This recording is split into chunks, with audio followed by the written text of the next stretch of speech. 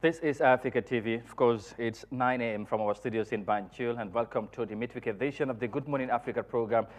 right here, of course, from our studios in Banjul. And wherever you are, thank you so very much for joining us. It's always a pleasure to have your company when we are here to discuss some of the very latest issues and developments in the country. And yeah, if you are just joining us for the first time, please make it a date with us. We are here every week from Monday to Friday, and 9 a.m. is the time, is the rendezvous when we, of course, shall be here to provoke discussions on pertinent issues and, of course, happenings within around the country. And if the need arises, also we do go beyond borders and boundaries to make sure that you are adequately and rightfully also informed on issues not only that are happening in the Gambia, but across the African continent and beyond. So thank you for choosing us in this Wednesday morning. We hope you have a fantastic week ahead. And once again, thank you for coming along. mbokk yi ñu ngi leen di nuyuwaat beneen yoon fii ci Africa TV ñëwaat mbégte dellusiwaat ci beneen édition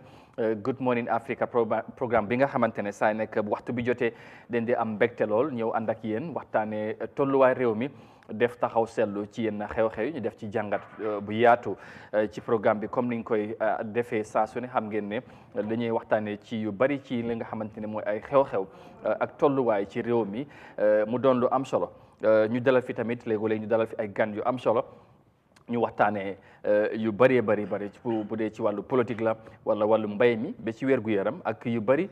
des na rek li nga xamante ne moom mooy fu yëf yi toll ñu teg ko ci taabal bi wala ñu waxtaanee ko mu doon mbégte nag lool te ñu fas yéene àndaat ak yéen ñu ngi leen di ñaanal jàmm bu baax a baax surtout ñi nga xamante ne ñu ngi tawat nekk ci kër yi ak ci hôpital yi fu ne ci réew mi ñu ngi leen di bàyyi xel toujours waaye tamit di leen ñaanal yàlla mu teggi li nga xamante ne mooy nattu yi ak mu delloo leen seen sago loolu tamit la ñoo bàyyi xel ñi nga xamante ne ñu ngi am nattu nekk ci kaso yi fu ne ci réew mi waaye surtout ñi nga xamante ne ñu ngi fale ci Mile to Central Prisons di ñu wettali ko suba bu nekk di ñu bàyyi xel ñoom tamit ñu ngi leen di nuyu di leen bàyyi xel bu baax a baax waaye di leen ñaanal yàlla teggi nattu yi ba ñu mën a dellusiwaat seen ay njaboot ak seen ay activités yàlla mun na ko yàlla def ci barki nabil Mustafa sallallahu alayhi wa sallam ñu ziar ñëpp di nuyu kilifa aada yi ak kilifa diine ci réew mi di ñaan tamit jàmm mu sax si suufi Gambie ak li ko wër ak fépp si aduna bi ndax nag fu jamono toll lii xew doy na waar te métti na ku gis luy xew Palestine ak Israël surtout Gaza doy na waar métti na torop waaye ñu ñaan yàlla rek moom mi nga xamante ne moom mooy borom lépp ak fépp mu teg ci loxo ba jàmm ak dal dellu ci waa Palestine ndax coono nañ métti na ci li nga xamante ne moom moo leen dal di ñaan tamit jàmm daal fépp ci àdduna si su ko defee ñu gërëmaat leen bu baax a baax beneen yoon ci safo bi waaye tamit ci kóolute bi léegi incha allah ma jox kaddu gi Modou Mohamed Niang ak maam ji bi xam ngeen ne ñoom laa de faral di ànd ak ci jotaay bi mu doon lu am solo waaye tamit ñu ngi séntu suñ gan mu yegg si léegi bu yegsee ñu dalal ko waxtaan ak moom lu am solo incha allah ci réew mi ñu gërëmaat leen beneen yoon Modou Niang ñu nuyu la bu baax ci beneen yoon ci mu doon mbégte dellusiwaat ci beneen édition Good Morning Africa programme bi nga xamante ne ñu bëri dañ dee bàyyi xel jotaay bi ñu profité tamit di leen nuyu di leen jaajëfal bu baax ci safo bi naka nga def. alhamdulilah jërëjëf Awa. man la di nuyu maam di nuyu seetaan Eyeafrica TV si jamono ji am na ñu nekk si réew mi di Gambia am na ñu nekk si bitim réew fu ñu mënta nekk di ko seetaan jamono yi ñii si seen mobile yi ñii si seen télévision yi toog ñu ngi leen di nuyu di leen ñaanal jàmm di ko sàkku si ñoom di sant yàlla bu baax moom mu ñu may ñu teewaat fi tey nar a waxtaanee lu xew si réew mi nar a pencoo réew mi rek bañ ko pàccoo wala ku pàccoo nekk si sa xel mi pàccoo du jur jàmm su ko defee loolu moo sababi programme bu mag bi si Eyeafrica TV ñu am mbégte bu baax a baax di kontaan di gërëm si ñi nga xam ne ñu ngi safoo kër yi comme noo ko waxee léegi bu jamono ji jotee ñoom ñu koy seetaan ñooñu kenn amul seen fay te wax naa la ne ñu bëri toog di seetaan li ñuy wax ñooñu ko gën a xam buñ fi toogoon wax fuuf lu ëpp li ñoo wax gën ñu koy xam waaye terew ñu toppa koo si dajeel say njum te mu wax la ko fi nga war a teg sa tànk mu wax la ko soo ñooñu itam amuñ seen fay ñu ngi leen di jaajëfal bu baax a baax di am mbégte yi dellusiwaat si kër gu mag gi te itam xam naa ne am nga fi ponk yi am solo incha allah si kanam tuuti dinañ dugg si yaatal gi ak faram-fàcce nay ñëpp ñu safoo kër gi yëpp ñu ngi leen di nuyu di wax Malick rek ñu ngi ko nuyu gis neen ngeen ne udu ko Malick Boy waaw sëñ Malick livin bi agsi na xam naa ne loolu mun naa ànd ak moom wala moo bàyyi ko noonu. te nga teg si biir rek. ma teg si biir. voilà kon ñu jaajëfal ko rek bu baax. waaw ñu jaajëfal ko bu baax am na nag koo xam ne am na lu ñu yóbbante. waaye si maam na yoo rek ñu dugg wax si naka la loolu mun a amee si réew. gos dafa xaw a yéeme trop. macha allah nga foog naa ne compagnie foog ñu registré ko as compagnie. waaw parce que ñëpp gis neen dési lu xew si commissionnaire bi. dafa yéeme. waaw amuloo ko yow daanaka sa néeg rek nga am nga bu pare nga am ñu considéré la as compagnie soo ngay doxalee nu mu la neexee. di jël ay millions si suñ béréb bi liggéeykaay Amadou loolu réew mu am doxalin bu baax du doxalee noonu. waaw loolu war nañ ko moytu bu baax. commission bi sax de boobu waaw commission bi mu ngi feeñal lu yéeme. boobu lañ ci boobu sax tey. waaw ak Brikama xoolal Brikama tamit. lu yeah of course Brikama xoolal. ci area council bi luñ fa feeñal gis naa ku ko def status maa ngi gis yang wallaay dafa mel ni ñooñu moom dañ jël seen famille rek yóbbu fa. waaw ba liggéeyal seen bopp. boo jegeen ñi tam ñoom yéeme neen de. ba li foofu de man ay jeng rek laa fa gis moom. ak ay jaalo. ak ay jaalo. waaw loolu moom yéeme na daal yéeme na trop. su ko defee you know loolu yëpp daal ñu bàyyi ko xel rek te xam ne réew mi moom réew yi ñëpp la rek. ak ki fépp foofu waaye mënut a nekk rek ñu fexee ñu koo teg si yoon. soo dina am solo bu baax a baax. kon di la bàyyi rek si kanam tuuti. waaw ñu dugg si yaatal gi. incha allah waaw jërëjëf su ko defee maam yow tamit jox la kaddu gi kon ni mu ko waxee soppee bari na ñuy bàyyi xel jotaay bi bari na xanaa ma yëggee leen nuyoo bi rek Madi maa ngi tase ak moom suba si mu ngi leen di nuyu baax xam naa ne mu ngi bàyyi xel jotaay bi te mu doon loolu am solo acca maam ñu bàyyi la nga nuyoo yow tamit ci ñuy seetaan de su ko defee ñu dugga ci waxtaan bi. jërëjëf Amadou maa ngi lay nuyu jërëjëf am mbégte kontaan nuyu ñang nuyu staff ak management bu Eyeafrica TV jaajëfal ñëpp ñu nga xam ne dina safoo kër gi saa yu ñu yeewoo di taataan lépp lu gën a fës ci li ñuy waxtaanee ci ponk yi nga xam ne lépp dañ koy tënk ci réew mi ci sub région bi ak yenn waxtaan yi nga xam ne lu munti ñàkk la ndax addunaay toll nu nu mel nuyu delloo njukkal ñi nga xam ne ñooy njabootu si Sawanekunda famille góor jigéen mag ak ndaw ñaanal suñu wayjur bu góor bu jiitu yàlla yërëm ko xare ko ajana ak mboolem wayjur yi jiitu ñaanal suñu wasila suñu góor ga borom Medinatul Anwar yàlla yokk leexam ñaanal suñu xalifa sëñ Basiir yàlla woyofal yen bi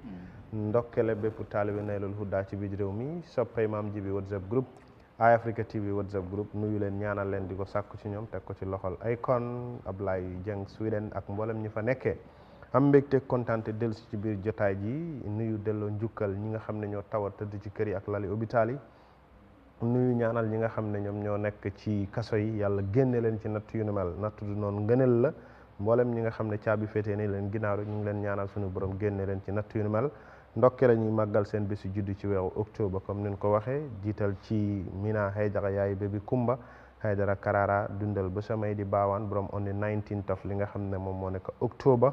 noonu tamit ci ki nga xam ne mooy Yaaxadi ñu ngi koy wis moom tam in advance happy birthday borom on the 19 dundal ba samay di baan borom Burfoot ak Tipa Garas happy birthday taalibi maam baay bi nuyu ko Famata Diallo borom on the 25th of October happy birthday to you may witness many more years to come borom Latrikunda Savage dundal ba samay di baawaan ci lépp lu jëm sa taxawaay ba si juddu mu doon mbégte kontaan te ñu amaat mbégte mu yaatu maa ngi leen di yëg itam yóbbal biig démb rek mu ma wax ne nuyul ma ñang ak Amadou mu ne ma man xam nga taay boobu biig waaw biig mel na big man biig bu booy bàll suutu walaaj waaw mu ne moom daanaka dafa xaw a mel ni ku doon nelaw mu yeewu mu ne ko ne xanaa lu xew mu ne gars yi ne man musuma xam luy xew ci dëkk bi waaye dafa eewu di seetaan Eyeafrica TV suba bu nekk ñii liñ may wax ak liy xew ci dëkk bi wana saan nga mu ne ok léegi saa yu eewoo 8 o'clock lay eew rek cuun télé bi tëdd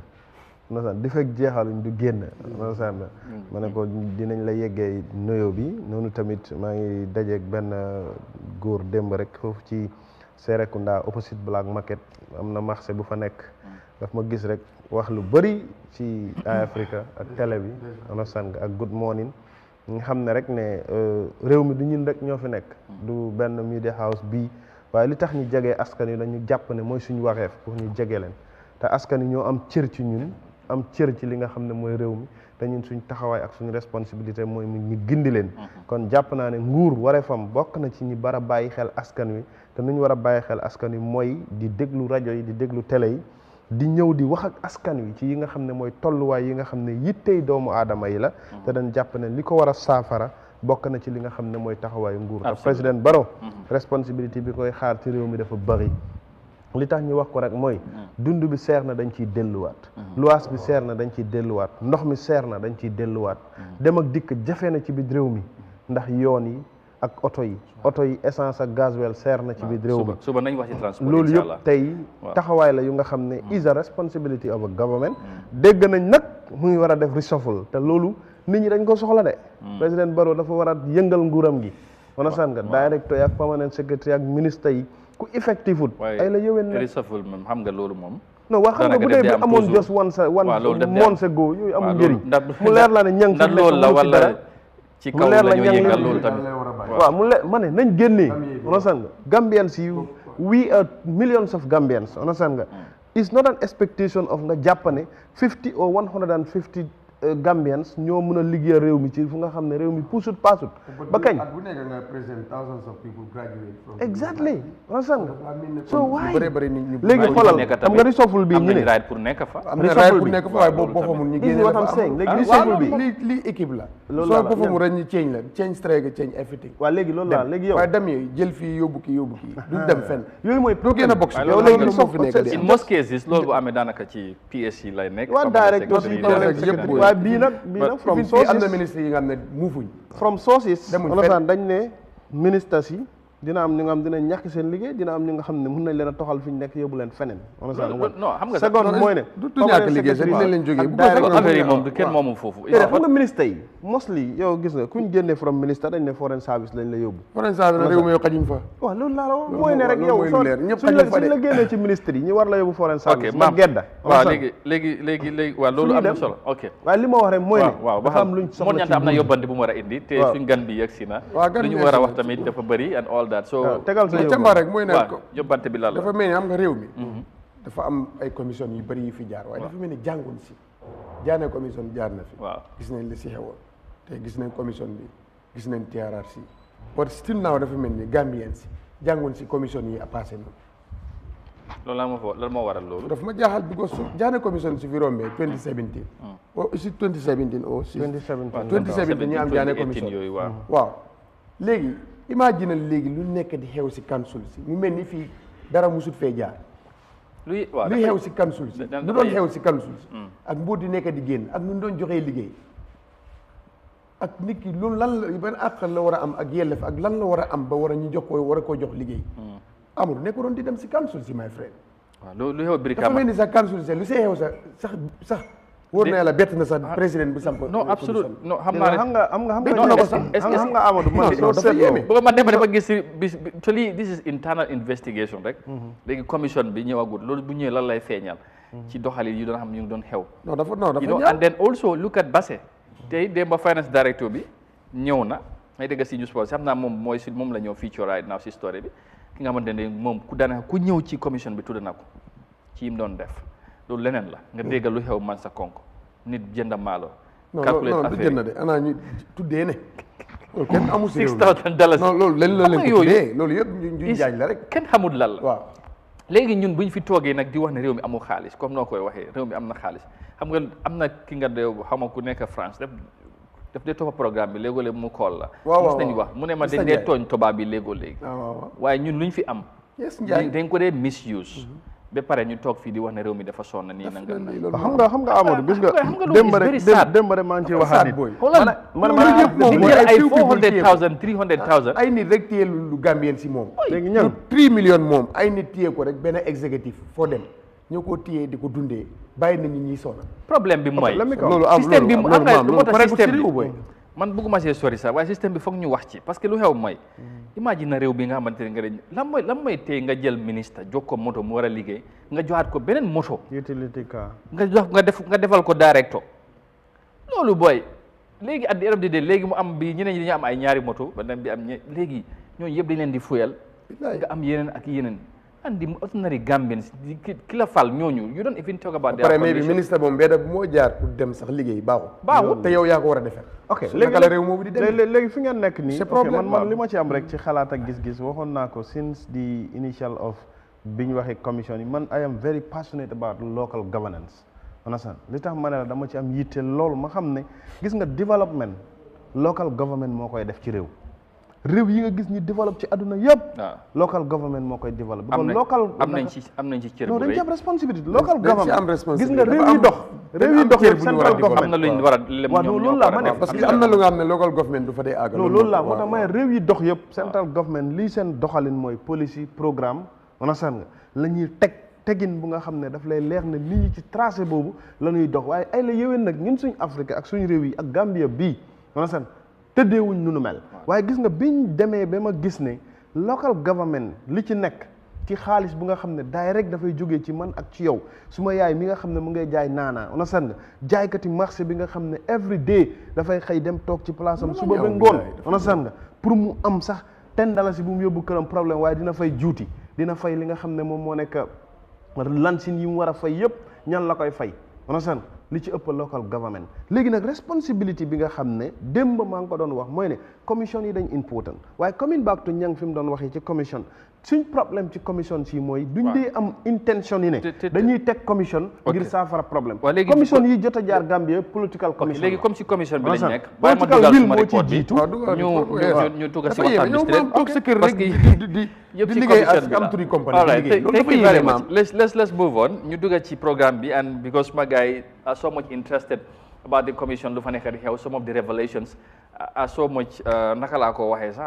naka la ban objectif la use pour describe loolu but anyway xam naa ne time will tell fa la ñoo mujj parce que at the end of the day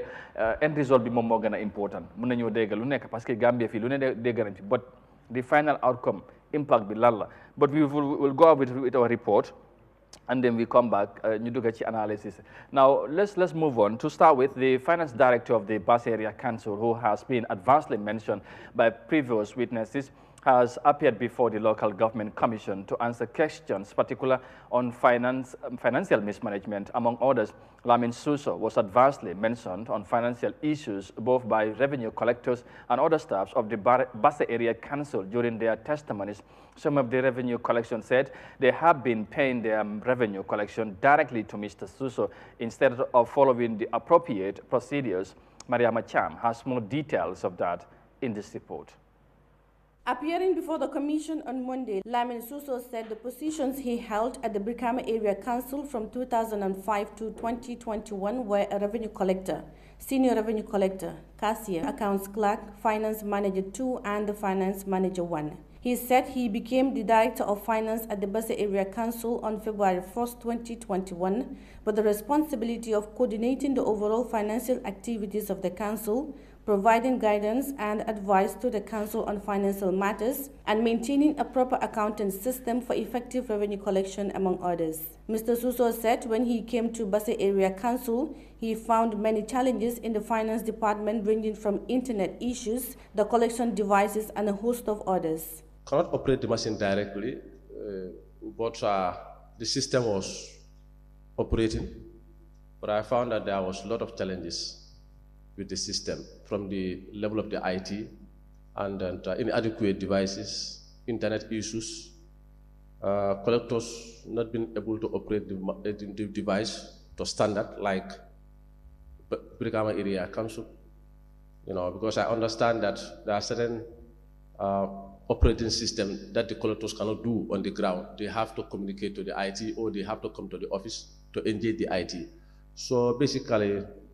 the system was there, but there was a lot of challenges. Mr. Suso also explained about the operating machines that the council uses in the revenue collection transactions, from spot collection to the final transaction. So the IFIN system is like you have the revenue bank account, you have the development bank account, and you have the capital bank account. So normally whatever is received will be in the revenue bank account. All the receipts will show on the revenue bank account. Which one is your revenue bank? As in which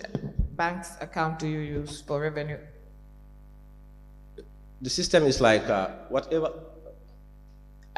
Assuming that the payments, the receipts that come, so say they pay into Vista Bank as where all your revenue funds go into. The receipt would be a Vista Bank receipt. Does the information of the receipt go on the system? No, what's actually supposed to be done was we should only operate with 3 banks. right? But then you operated with more than 3 banks? Yes, because there were challenges. What challenges? Because we are operating with banks and we owe these banks, and then we are struggling to settle down fully to operate the system to standard. Mr. Suso also said he was advised by Basse Area Council's Accountant General to maintain only 3 banks for financial transactions, saying the council was banking with 6 banks when he came as finance director. Honestly, we are advised that we should operate with only 3 banks. Who advised you? The Accountant General. So you went to Basse. How many accounts did they have when you started at Basse? I think there are 6 banks. 6 banks? Yeah. Okay, and then when did you reduce the amounts of banks, the numbers of banks? There was a time I closed up to 4 banks. When was that? I could not recall, but the documents are there. The documents are where? At the office. Okay. So you closed 4 accounts. Which ones are those? No, I closed 3 accounts. I believe you closed Ajib, Eco Bank, and Standard Chartered. Why did you choose these 3? Because those are not our active banks. As Lamin Suso continues his testimony, his earlier deliberations indicate that he found a lot of challenges ranging from revenue collection operations systems and council banking with many banks to the extent that he had to close some of the accounts and the machine systems and others. Reporting for Eyeafrica News, I am Mariama Cham. All right, thank you, MC Mariama Cham, for that report on the ongoing local government commission, of course, initiated by the president to look into the financial dealings and other related matters of the local government or the local councils, I should say, across the country, and it has been ongoing for months now. And this Lamin Suso, I should say, has been advancely mentioned at the commission by the Basse staffs, especially the revenue collector who appeared before the commission, and he is now been given the chance to clarify or respond to issues regarding to some of the alleged or allegations against him related to the misappropriation of funds or financial, malpractices that has been going at the council. So we'll hear more of him hopefully on the next coming days or so. And of course, also I know he'll be featured on the newspapers as well. So apparently, quite very interesting revelation have been coming out from the commission since it has started so far. But there's always much more to wait for and to ask. Everything would pan out at the end of the day. Mu ngi noonu su ko defee comme balaa ñoo dugg ci waxtaan bi xam naa dinaa jox maam ak mun ñu react ci li nga xamante ne mooy ci luñ déggagum ci Mr Suso moom mi nga xamante ne moom mooy finance director bu Basse Area Council Board suñ gan bi yegsi na ñu dalal ko jox ko kaddu gi mu nuyoo den su pare incha allah moom tamit dina bokk ak ñun jàngat commission bi ak yenn ci yi nga xamante ne dégg nañ ko ci commission bi surtout Basse Area Council and then ñu dugg ak moom nag ci li tax exactly ñu invite ko war nañ wax ak moom fu réew mi toll ak kaddu yi président yi nga xamante ne wax na ko bu yàggul waaye tamit en tant que ku xelam màccu ci wàllu yoon ak yoonal dañuy wax ak moom ci arrest yi nga xamante ne am na recently ci réew mi nu mu ko gisee ndax coow li bari na loolu yëpp nañ ci waxtaan tey suñ gan ci jotaay bi mooy lawyer Assane Martins ngeen xàmmee ko lool ci réew mi mu nekk of course general legal practitioner waaye tamit nekk li nga xamante mooy defense counsel nekk tamit human right lawyer ci réew mi waaye tamit di yëngu ci wàllu politique ak activiste ci yu yàgg ñëpp xam nañ taxawaayam surtout ci 2016 changes bu fi am play na ci rôle bu am solo moo tax ñu dalal ko tey ñu war a waxtaan ak moom fu réew mi toll toujours dana génnee ay gis-gisam ci réew mi looya ñu am mbégte once again dalalaat la ci jotaay ji ñu bàyyi la nga nuyoo Gambien si ñu lay seetaan ci biir réew mi ak ci diaspora bi naka nga def naka suba si jërëjëf Amadou nuyu maam nuyu ñoom Mr Niang and comme li ñu wax la rek definitely si li ngeen nekk waar bu baax la ndax yéen a ngi béy seen waar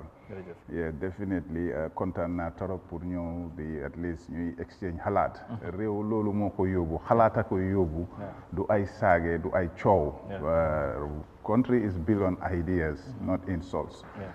looloo tax ñu ñëw waxtaan te yéen a ngi laal mbir yu baax affaire yi réew mi te loolu mooy li yóbbu réew kanam ndax ñun yëpp lu ñoo xool mooy luy baaxal réew du yëfi benn nit te definitely liggéey bi rafet na nañ leen ko continuer ñun tam dinañ gën di joxe suñu xalaat te si lu ñoo dégga di current issues current affairs democracy is always guided so ñun yëpp ñoo si bokka di ko def kontaan naa trop pour nekk fii definitely Amadou di leen déglu di leen xaar inshallah Eyeafrica jërëjëf thank you very much ñu appreciate loolu yow tamit ci yombalal ñu jokkaloo bi buñ la contacter rek nga appreciate ñu war a ñëw waxtaan ak Gambien si parce que lii tamit dañ koy soxla démb rek ñu ngi ko doon wax ci wàllu security ñu ngi si doon wax ak Mot Lamine Faye mu nekk expert in that side mu demee ba réew mi toll ci wàllu yoon ak yooyu am lu ñoo laamdaa mi ñu am ñu mel ni comme moom waaye tamit du dee noppi daanaka yu bari yu xew ci réew mi dafay doon lu am solo mu ñëw toog fu mel ni programme bi wax ak Gambien si ñu bari ñi nga xamante ñu ngi bàyyi xel but just quickly balaa ñoo dugg ak moom ci waxtaan bi ak surtout ci commission bi maam ma ñëw ci yow dégg nga Mr Lamin Suso mu nekk finance director ñu tudda ko ci yu bari yi nga xamante ne xew na foofu ci Basse Area Council ci ñi nga xamante ne mooy revenue collectors mooy ñuy dem di dagg ay lansin ay duty lu mu doon jëflante ak moom ba tey xaalis yu bari yu waroon a dem ci banque bi council bi jot ko war koo njëriñoo daanaka demut ni mu war a demee tey ñu oo ko mu war a leeral dem nañ ba dégg sax yu bari ci yi nga xamante ne moom ci taxawaay bi nga xamante ne mu ngi ko doon amal ci council si ak yenn ci junior staff si naka la ñoo jàngatee li nga xamante ne mooy yu mel nii tey moom war a ñëw leeral xam naa ne tàmbali rek la te li ñuy waxaat ci moom pour mu tontu ci dana am solo. waaw xam nga dafa xaw a daw yaram ci réew ci ñi toll ci réew mu nga xam ne mënoo xam ñan ngay wóolu ndax ñi war a saytu pour sàmm ñi war a teg seen doxalin ci yoon ak yoonal bu dee ñoom ñooy luubal fan lañ jëm because ñoom as administrators the expectation was ne ñoom ñoo war a teg things yi in the right direction to an extent of tey ñi nekk junior staff si seen doon xalaatuñ def njuuj njaaj yu mel nii teg leen ci yoon loolu moo nekkoon parce que sax as finance director already waaw rôle bi wan na yow lan mooy war a doon sa taxawaay direct issues masan nga pour mu dem to the right expectation of ne nguur gi askan wi dinañ xam ne tey de comme gii jógee ci ñoom di dem ci place booba am na fu mu war a dugg pour mu jëriñ askan wi waaye yow lu ñëw nga def ko fefet masan dugg sa poos xam nga dafa xaw a daw yaram moo tax maa la ko doon wax ci ginnaaw tuuti may la di saddest thing ci réew mi mooy ok nangu naa ne réew mu nekk politique daf koy doxal waaye politique idéal ak idéologie politique du criticiser saaga ak comme ni ko Laya waxee léegi waaye réew mi xoolal bi Jammeh commission ñëwee ñi àndoon ak Jammeh ci guddi yooyu yëpp ñi ne commission bi dafa ñëw pour wikkoon Jammeh politique judd na ba pare ak ñim àndal ñu ñëw ci TRRC di same thing ñu ne soldats yi ak ñi ànd ak Jammeh lañ ñëw pour ñooñ tam ñu uññi seen sutura politique ñëwaat na nit ñi duñ óolu duñ xam commission bi mu jógee daay rek nit ñi ne politique la onasan Barrow ak nguuram dafa jóg pour bugg a yàq ñi nga xam ne ñoom ñoo nekk kansulo yi onasan nga problème bi mu am mooy wiin nañ ko ci local election bi politique juddu na waat kenn mënut a xam lan ngay óolu ci réew mi ndax li xew mooy bu xalaat ñëwee pour ne nañ defer loi la yoon la ak yoonal nit ñi duñ xool lan mooy end result bi waaye di only point bi nit ñi di gis mooy at that spot kii dafaa xalaatee nii kii xalaatee na la léegi differences am na ñu bëri ci biir réew mi Jammeh commission am na fi ba jeexal si musuñ ko seetaan because liñ gëm mooy political perspective bi lañ gis am na ñu nga xam ne TRRC am na fi ba jeexal musuñ ko seetaan political perspective bi lañ gis the same thing to this commission wala san léegi réew moomu nag fan lañ jëm bu fekkee every positive thing lu nga xam ne dañ ko war a indi pour mu direct nit ñi pour mu rectify mistakes yi nga xam ne ñun ñëpp dañ ci war a jànge mu nekk way forward never duñ gis loolu the only objective bi ñoo am mooy xalaat ne politique moo tax a jóg lii léegi tey li xew ci li nga xam ne mooy local commission man de déggaguma benn councilor buñ elect déggaguma benn chairman buñ elect ku ñëwagum toog wax ñi ma gis ñi wax yëpp administrators lañ and they are working under the government of President Adama Barrow ñii ñëpp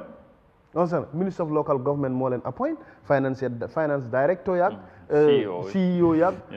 revenue collectors yëpp déggaguma any politician bu nga xam ne ñi ne toog na ci commission bi depuis mu start months ba tey mu taxaw wax ba man ma gis ne ndeke de lii politique moo ko taxaw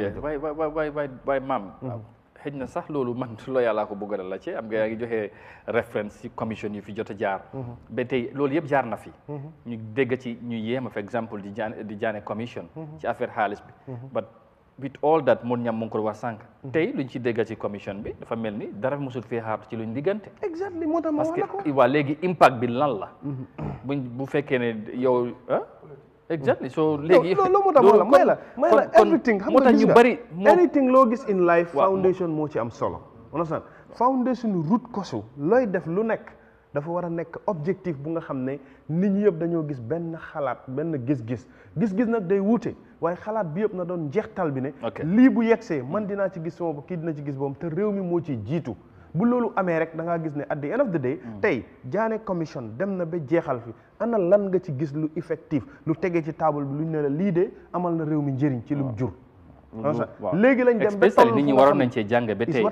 kenn du doon am sañ-sañ def yenn yi nekk njëriñ luy tege ci table léegi lañ dem ba toll fu nga xam ne ñi ëpp ci ñi taxawoon ne démb sax xel ñaawoon na ci njoxtu ne bokkoon nañ ci ñi taxawoon ne Jammeh commission bii dañ ko war a def bi ko dañ war a tuutal Jammeh dañ ko war a wik xoon tey ñoo taxaw ne lañ feeñaloon ci Jammeh commission dafa war a tege ci table bi maa si ñoom Madi Cissé ñoom ñoo taxaw di wax loolu tey te démb mboolem ñi àndoon ak APRC ak ñooñu dañ ne woon UDP ñoo nekk ci ginnaaw loola pour xeex leen yàqal leen jëloon président Adama Barrow use ko yooyu moo fi nekk ñun ñëpp ci dëkk bi lañ dëkk fii lañ juddoo fii lañ yaru xam nañ li fi nekk te yooyu lañ war a tegee boor nga ñëw ci TRRC bi mu amee nan la ñoom Massi Fabakary mi nekk speaker tey ñoom ñoo njëkk a taxaw def seen press conference ne Jammeh lii nu mu tudd TRRC bi dafa ñëw pour bëgg a yàq APRC uññi seen sutura tas li nga xam ne moom moo nekk seen political party bi loolu fii la ñu fekk ñun ñëpp tey ñooñu soo leen nañ yëkkatiwaat report yooyu duñ la faale sax ñu ci bëri si ñoom la ñu wante dëgg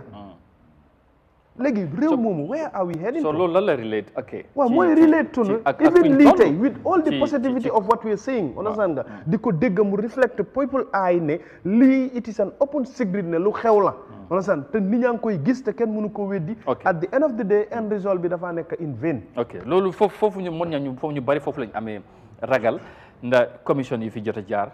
end result bi lan la woon dugal nañ ci xaalis ba tudd ci ay nit léegi am ay evidence ñu teg ko ci taabal bi nit ñi gis ba daanaka dañuy foofu rek lay am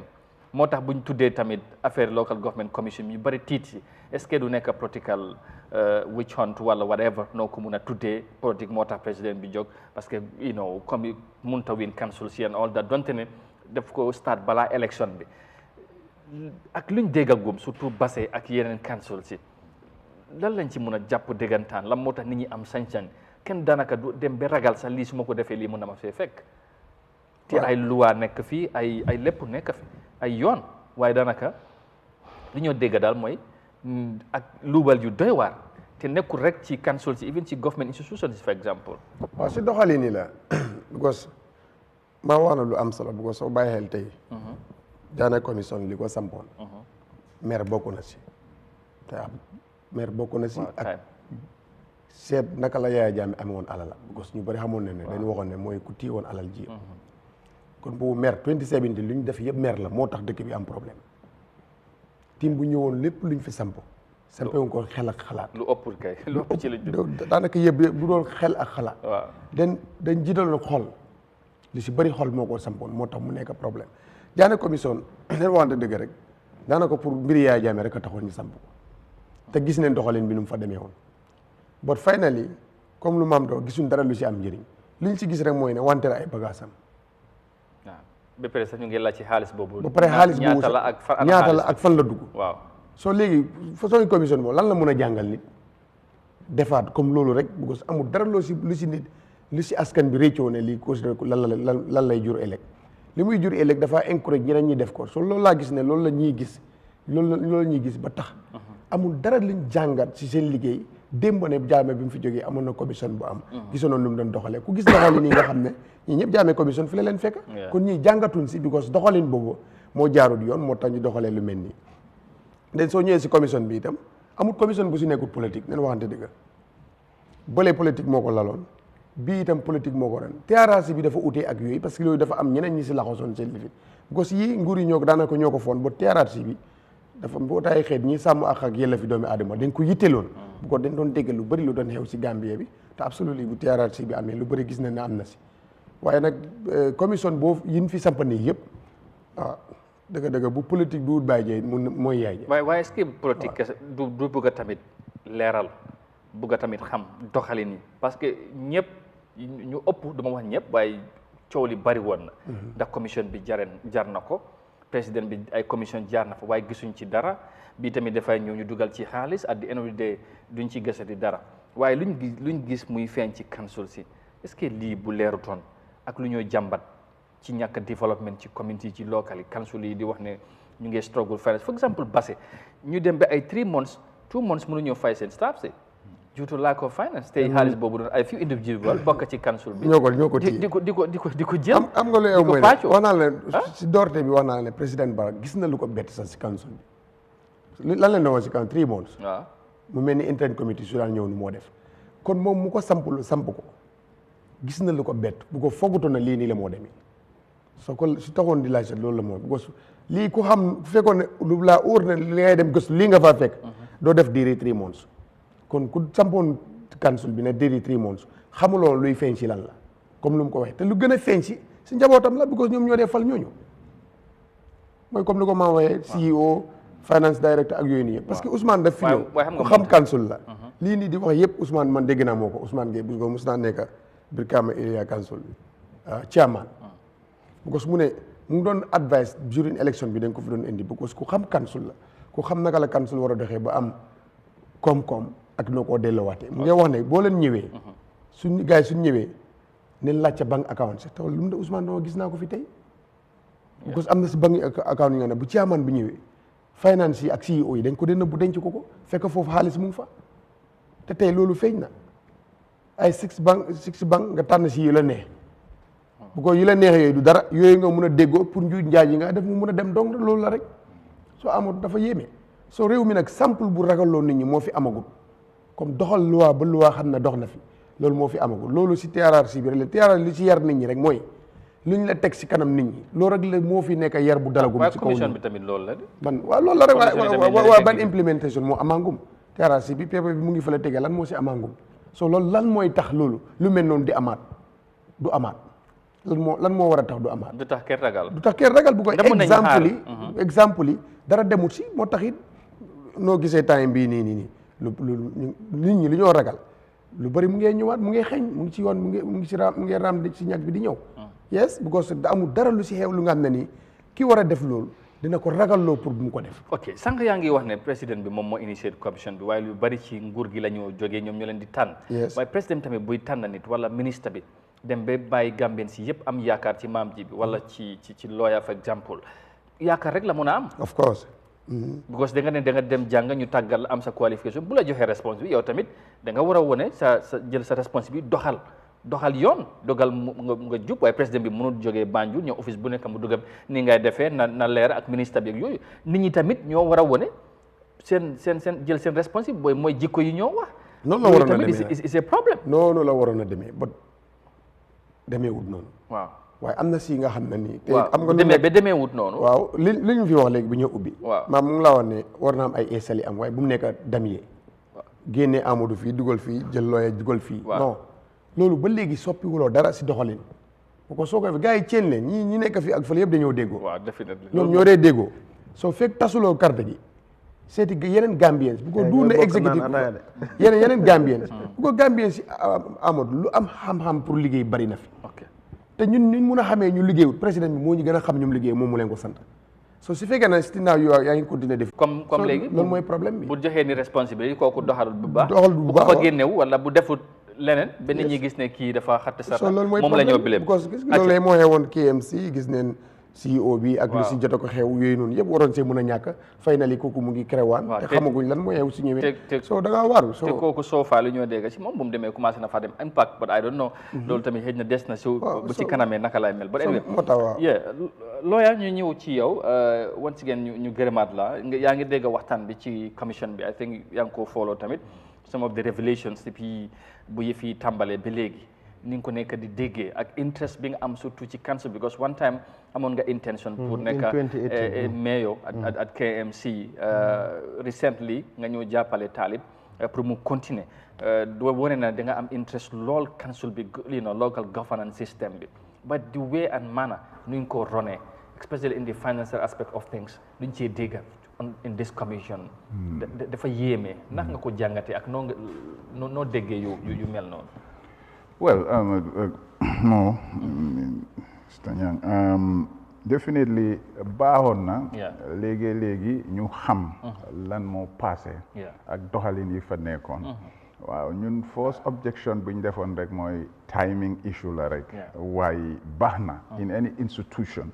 ngay xam li fa tegu woon démba ak li fa war a tegu ëllëg baax na waaye affaire yi local council yi dafa amoon attitude bu fa nekkoon long time ago loolu la moo feeñal ci ne rek gis nañ ne administratively doxalin bi foofu noonu is a problem li fa daan dox mooy li mu doon wax noonu culture yi fa nekkoon jëfin bi ak yooyu it goes back to soo jàngatee loolu lan nga fa war a def mooy li ba wax effective pour nga effective change administrations because this goes to not only the mayors or chairmen but government bi nga xam ne mooy they appoint the staffs competency dafa important wax nga ko fii tamit the character dafa important mooy attitude si la mun a ñëw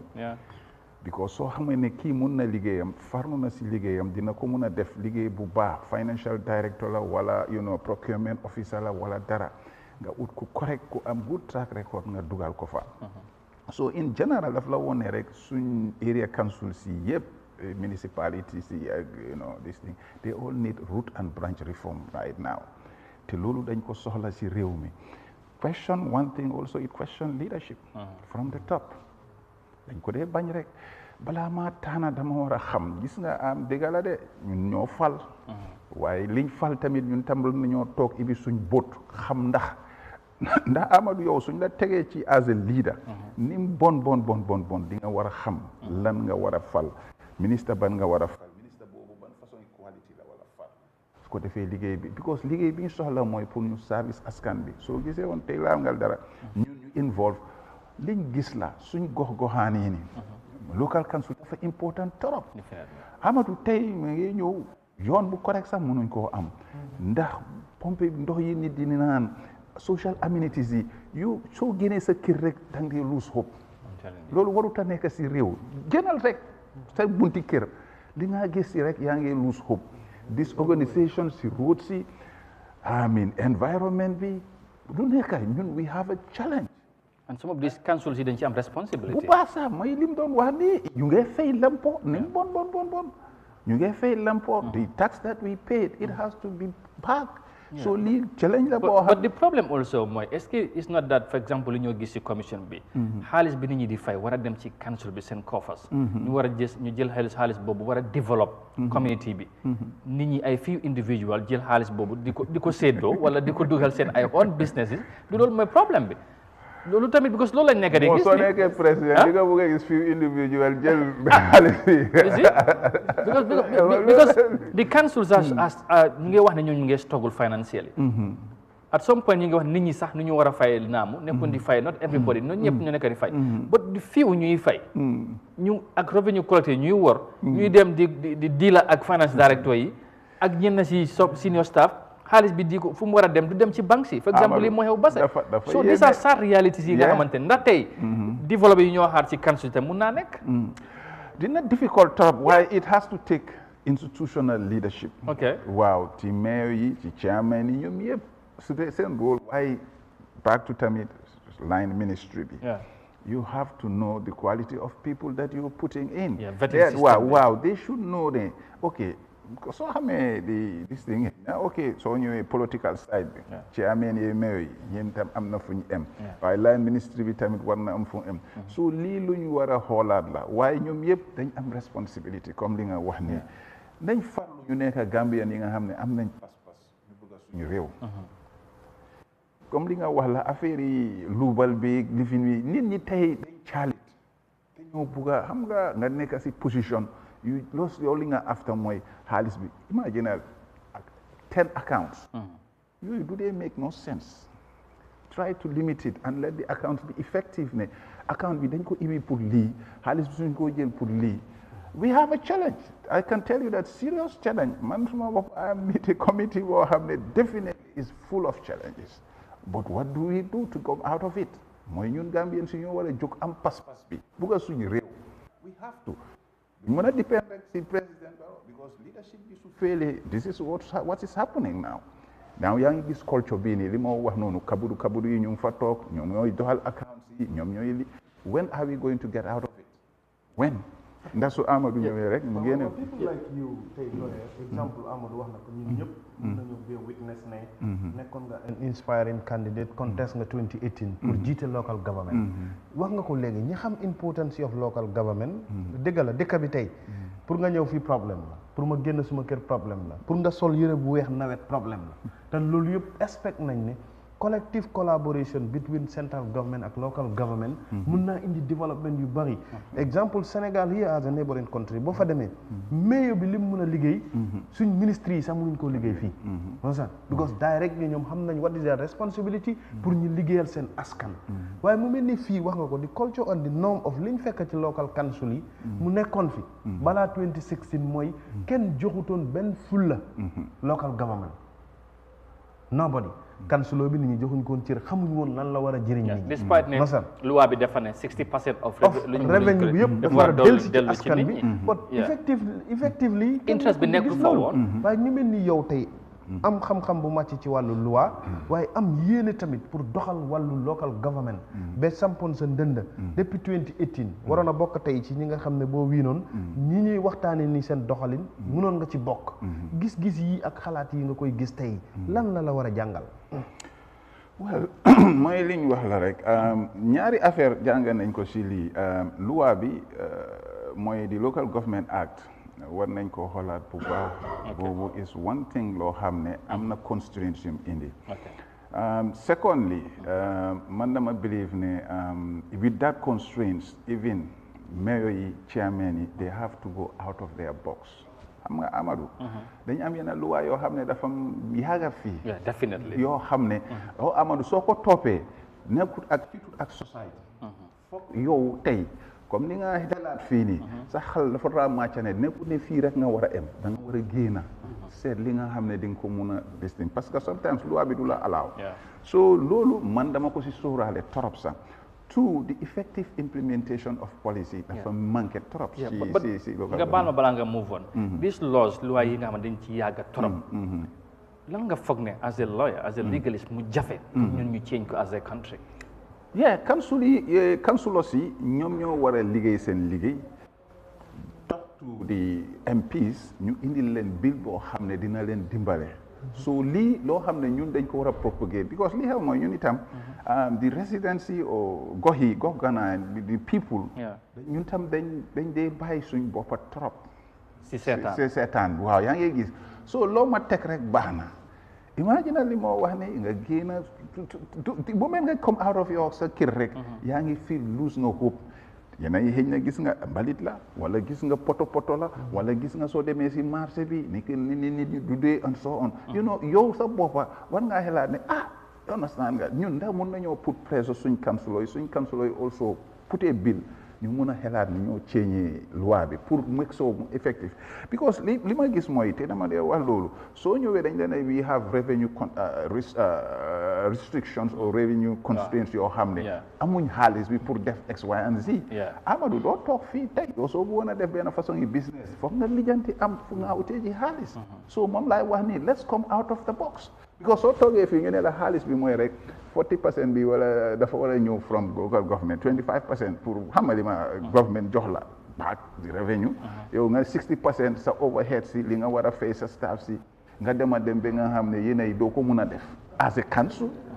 léegi nag naka nga mun a def pour am more money pour run an effective council this is the biggest challenge for any local government fi mu nekk nii parce que loolu soo ko mënut a def soo toogee rek comme li ma la wax nii ngay dépend si nguur gi rek as a local chairman nga mayor nga or whatever sooy dépend si nguur gi rek doo dem me say it because man si jàngat bi ma gis ak li ma gisagum ak li si li ma nekka doo dem da nga am loo xam ne da nga try pour def the extra mile mooy go out of the box kii xëy na corporate la kale lifin la ngay try indi ñooñu lay indi funding boo xam ne also dafa war a génn pour nit ñi gis absolutely loolu sax du koy déggal maam mooy most of the things ñu bëri ngi wax ne ok la exemple tey ndax lii mooy lim yi noonu am depuis booba comme staff si ñi gis ñi génn CEO yi finance director yi ndax depuis booba ministre yi ñoom ñoo leen doon employ wala 2018 ci administration yi government président Adama Barrow bu ñëwee lañ gis ne all ñi nga xam ne ñoom ñoo nekk administrateurs yi ministre bi ñoom ñoo leen day employ ndax mayor yi ak councilor yi ñoom ñoo doon employ seen staff si ñëw leen liggéeyal mu effectif si office yi ba ñii bi ñëwee inheritance of système bi ñu gis nii moo fi nekkoon den wala well loolu ba léegi moo ñu sonal moo fi nekkoon te loolu moo ñu sonal gis nga line ministry bi ak municipality wala area council si mooy li di challenge now is how do we collaborate cooperate in achieving a goal foofu nekk foofu lañ toll da ngay gis committees yoo xam ne xam nga mooy li nga doon wax rek politique bi foog ñu am fu ñu koo tegee boor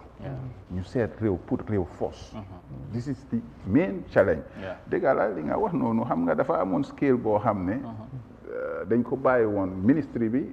line ministry local government mooy appoint yenn certain staffs to certain level ok yow soo ñëwee xëy na as a mayor you don't this thing mooy xëy na di lower auxiliary staff si xam nga mooy ñi nekk si suuf waaye li nekk si kaw yëpp janaka ministre bi la so di ngay gis ne léegi naka la loolu di liggéey ak li nekk si suuf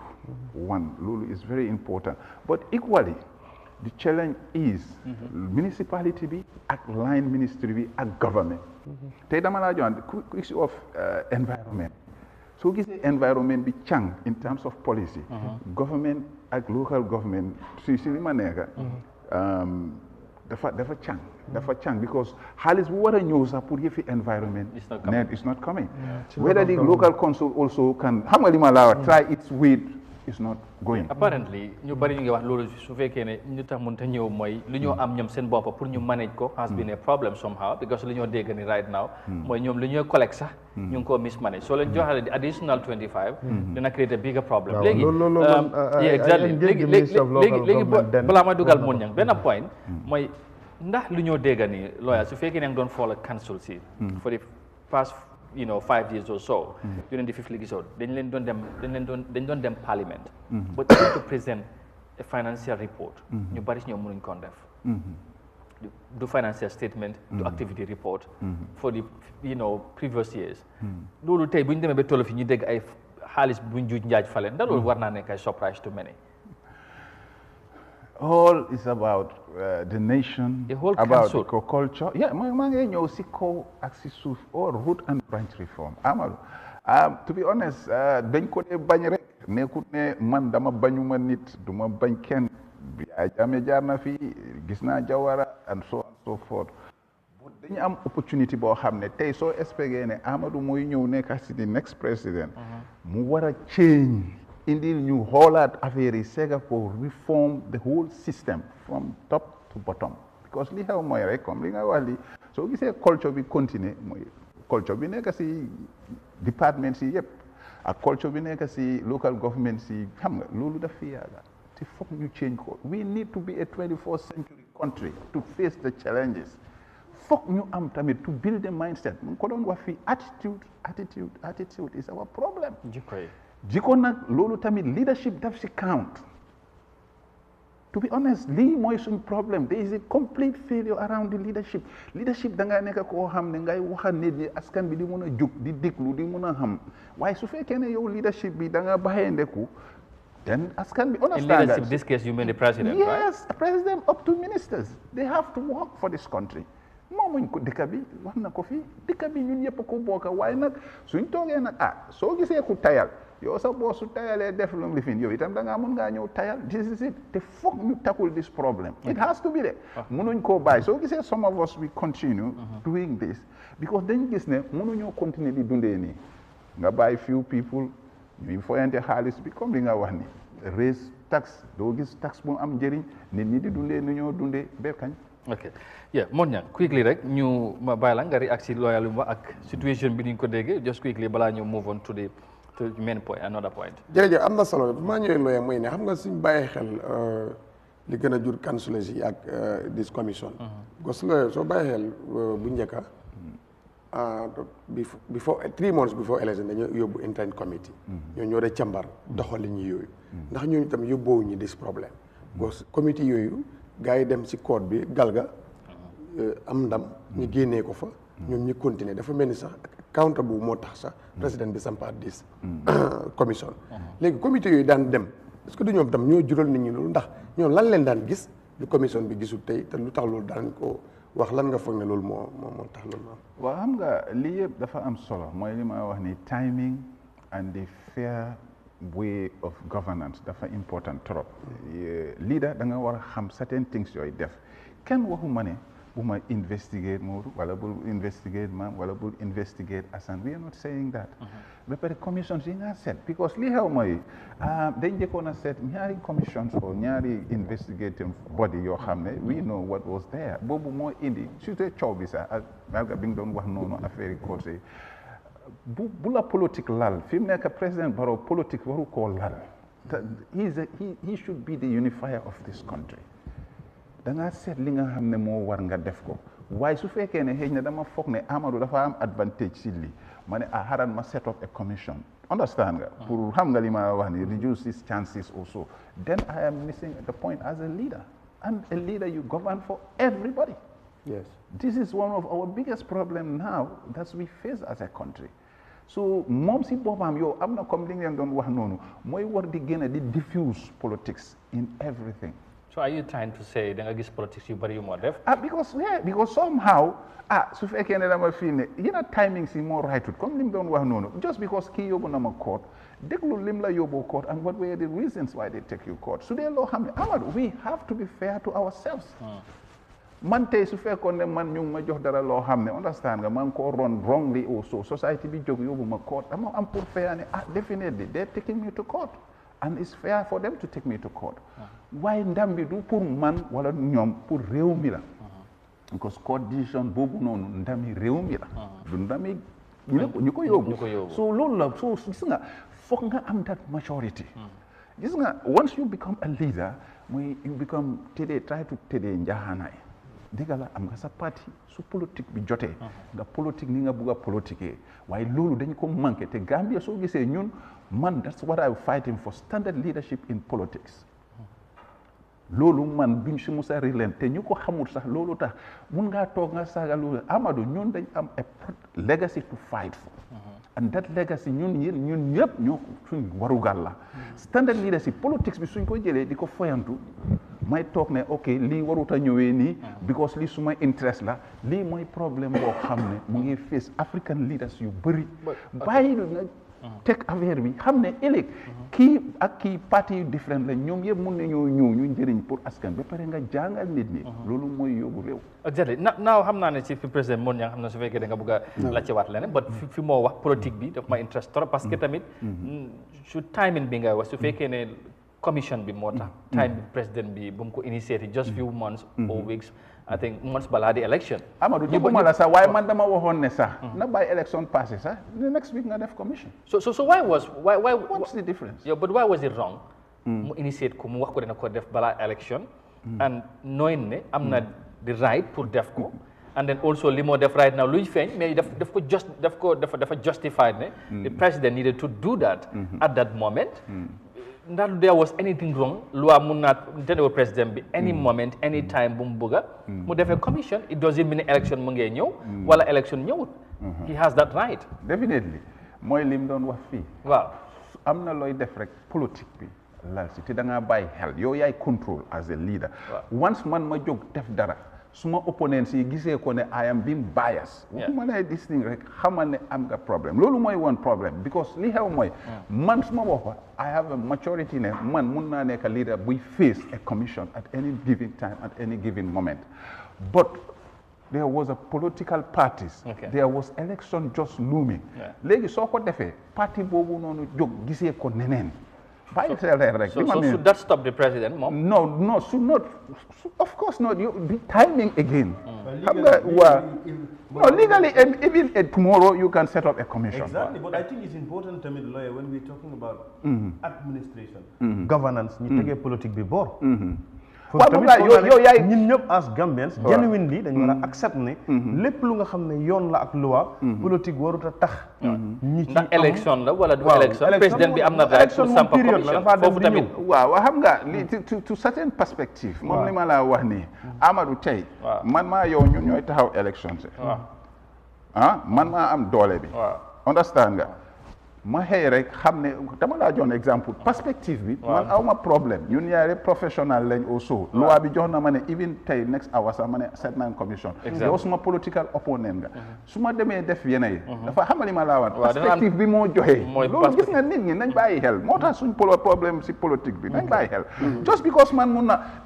président la any minute moo ñang mun naa ñëw sa kër ñu vérifier next month ma ne next week ma ne aca ñëwaat li ndax loolu is not xamali ma laa wax ni xel muccu ko mun naa wax ne sax every year xamali ma wax ni the timing gis nga one of the example bu ma jël si one of the act of leadership is about being a steady hand being a cool calm commission si local council dafa dawut mu ngi fi nañ wax dëgg du mu ngi fi ana commission du mu ngi continuer nga start ko before nga start ko late anam du moo fa nekk léegi nag soo ko indi woon before coow boobu nag moo tax man aw ma woon problème boo nit ñi nañ koo gisee mooy yow yaa ngi try pour lifin waaw suus nit ki sax loolu leer definitely na xam nga dafa am sometime bu la doole da nga koy jëfandikoo lu la loi may sometime gars yi da nga ko doon jëfandikoo si politique yi ñoo xam ne yëfi nguur yi da nga ko doon jëfandikoo ba exemple bu ma la joxee mooy maa ngi xala génn sax si lu ma bëggoon a wax waaye dem na ñëw ne mooy ne rek nguur yi seen privilège yi ak lu leen yoon may dañ si def opportunity xeexaale si neen waxante dëgg di si capitalize yes loolu moom moo am nen waxante dëgg rek loolu moo day am Amadou li ma laa wax dafa métti de déglu ma li ma laa wax nii tey man su ma jaraloon voilà su ma jaraloon tey maa moom ñu taaw elections ma xam ne man laa wax de man mun naa jënda vote moo pour ma win maam du ma ko def foog mu am character leadership Gambia dañ soxla loolu leadership bu exemple xam nga dama laa jox exemple bu ma mention Sonko Ousmane Sonko yii façon yii lañ lifin gis nga leadership dafa ñëw dafa nekk ay character gis nga character is very important in leadership waaw bu di nekk ne because dama mooy li doon wax ni di jël affaire bi di ko tourner du nga ko dig fin an so ndax tey su ma toogee as nguur may cabaxal suma doom di cabaxal suma jarbaat di cabaxal ana jarbaati Amadou ana jarbaati maam comme yow bir ka dañ bàyyi loolu foog nga nekk gis nga loolu mooy act of leader te dañ ko soxla de suñ ko amul si réew mi waaw problème la all right jërëjëf léegi baal ma rek ma time bi dafa am lu nga xam ne concerne la concerne ok waaw lu ma rek mooy pour naka lawyer ñu bëri ñu wax ne ok before 2018 council si ñoo doon appoint seen CEO yi 2018 la gars yi ñëw ministry bi di appoint li nga xam ne mooy CEO ndax noonu la doon demee wala demee noonu pour nga leeralal ma foofu because maa ngi jot loolu ñu ngi wax ne before 2018 council yi ñoo doon appoint seen CEO yi waaye 2018 la ministry bi commencé jël di appoint li nga xam ne mooy CEO te boobu lañ commencé detect all these problems well I mean whatever the case may be but here is the thing ñun li nga xam ne moo ñu gën a am solo mooy whether the CEO comes from the ministry or the council the CEO should be somebody who should act with a line of policies li mu war a liggéey mu liggéey ko so léegi di nga gis ne problème bi ñu am mooy li ma la doon wax rek the caliber of people that you have and who has to deliver is more important because tey su ministry bi di appoint CEO well the same job bi moo def loolu la def council bi mu ngi doon appoint CEO before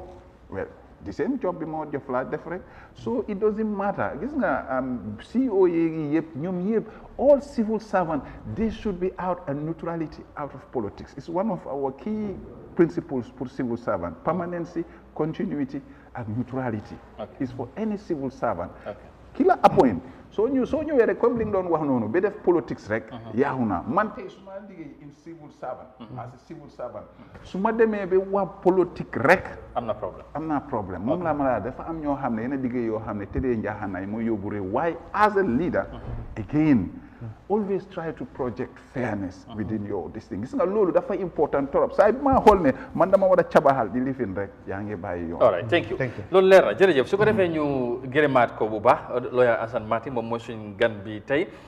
ci jotaay bi Good Morning Africa of course dégg ngeen li ñu wax ci commission bi ak li ci jot a feeñ dinañ ci gën a ñëwaat incha allah ci yeneen jotaay ndax luñ ci war a waxtaan jeexagut te xam naa ne luñ feeñ ci tamit ci commission bi am na lu bari lu des so ñu move on just quickly lawyer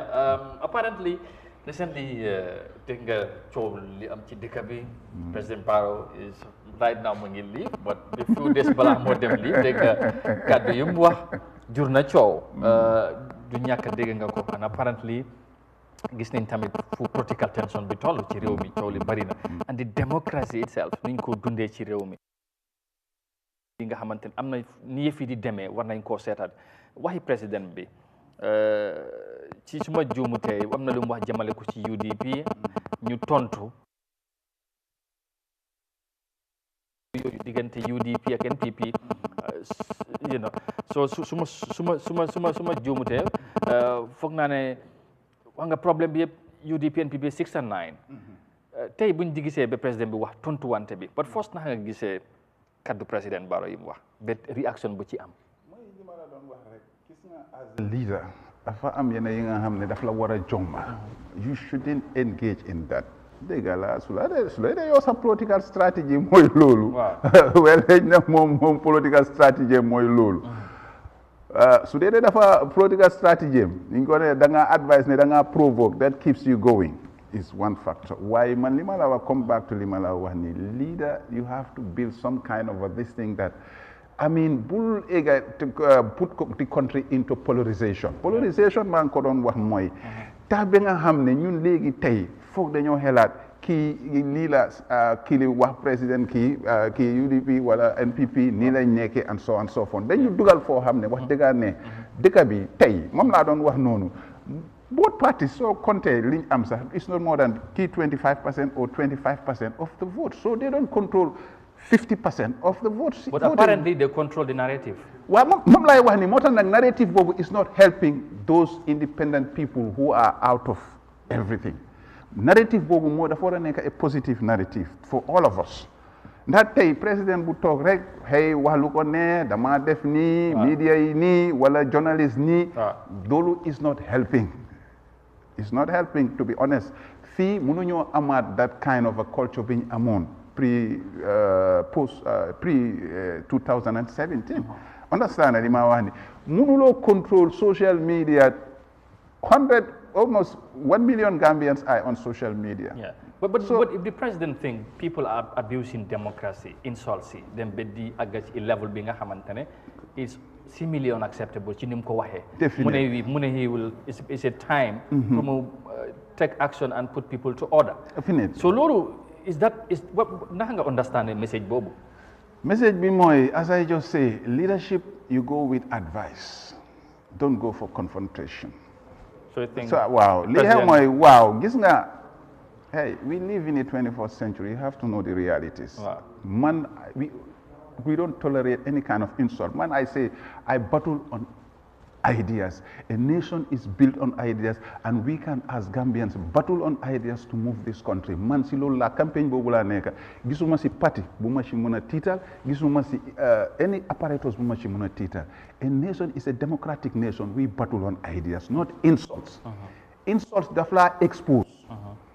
Understand, the advice that I was giving. If you keep on insulting, it exposes you. But momentum, so there be a failure of his leadership, more that this country is going back. Because where is the development? Why failure? Why failure? Because of one thing. Leadership, progressive leadership, why you young entangled. Every time, mola,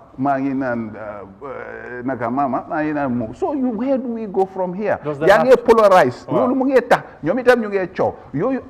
Consequence. We went up to the level of Hamne. Even our police, security force, they are now dugal for Hamne dimbalewut. because at the end of the day don't ne man rek suma ron lañ nekk they have to act with neutrality gis nga foofu tamit expect nañ the interior minister the IG to always act fairly within the people. We'll get to that on the recent arrest. You as a lawyer noo ko gisee ndax dafa méngoo ak yoon parce que ñu ngi wax ne 72 hours detention bi loolu lu waan nangut ko mu ngi xew nga bail nit ki nga ñëw téyewaat ko and all that loolu dinañ ci ñëw but just on the president's comment still yaa ngi doon wax ne like nit ñi waruñoo daanaka NPP UDP problem so why do you think the two parties are the problem? Well, what Gambians are seeing today what Gambians are seeing today is the reality. No, gis nga man xooluñu moo tax man dama leen ne look to the third option. Some of us delayed information bi third option would be better because su nit ñi demee ba sona third option from us ñun we will try to bring the third option because li xew mooy Gambians yëpp sona nañ ci every time you hear UDP we hear NPP they are throwing the jab. Look at all the newspapers, look at past 2 weeks yëpp. Well, how can we advise them? This is some of the things that we were saying. Ñu dañ believe the nation should not move on insults. They should move on ideas. Talk about policy, the ideology. Understand what is moving the country. Opposition, let the majority issue comes in. You came soon, understand you try calm soon bopper down. Allow the progress of Gambians because party Gambia. But you are talking about third option. Because third option Gambians particularly is either they belong to UDP, majority, or NPP. And that is it could be by words, but reality Gambian politics change lolu yombut. Yombut why dina ñu because li xew moy li ma la wax ni if you look at the political pie understand li ma wax ni ñaari parti yu foog ne am nañ xam nga majority people are fed up. It's a reality. Reality moom la wax ni waaye déglu ma li ma la wax ni Amadou ñun tam xam nañ political reality si moom la wax ni but the majority of Gambians they are all people who are free to think and do what they want to do. Well, they can vote anywhere. You might think that 200,000 votes, nga 100,000 votes. Reality. This is one of the realities. But as I just say, the thing is that we don't want our political system to stick on two-party system because lolu mandama ko wax lolu moy ñun suñ battle suñ mission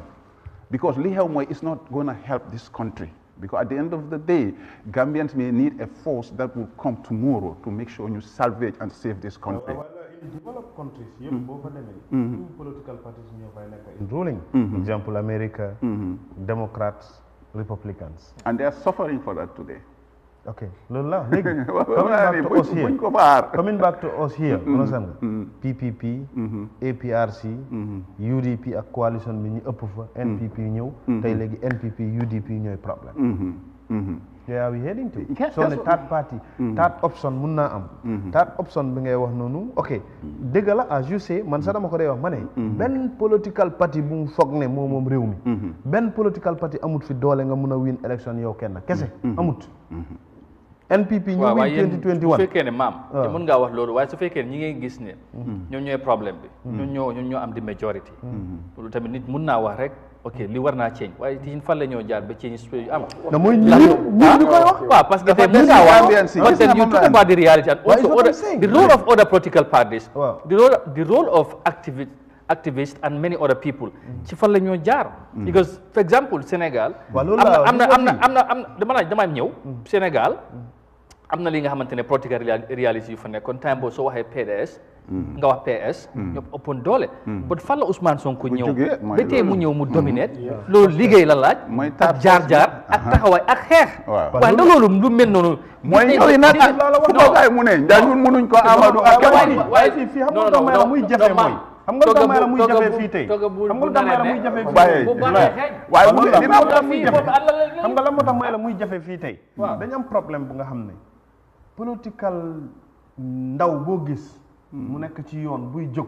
fu muy mujjee dem wéeru UDP wala dem wéeru NPP journaliste boo fi gis tey nit ñi am yaakaar ci moom élégam nit ñi dinañ ko dëkkale NPP wala UDP mu mujj dem dëkk fa activiste boo fi gis mu dem ba nekk ci yoon di xeexal askan wi bu yàggee UDP mbuboo la wala NPP mbuboo la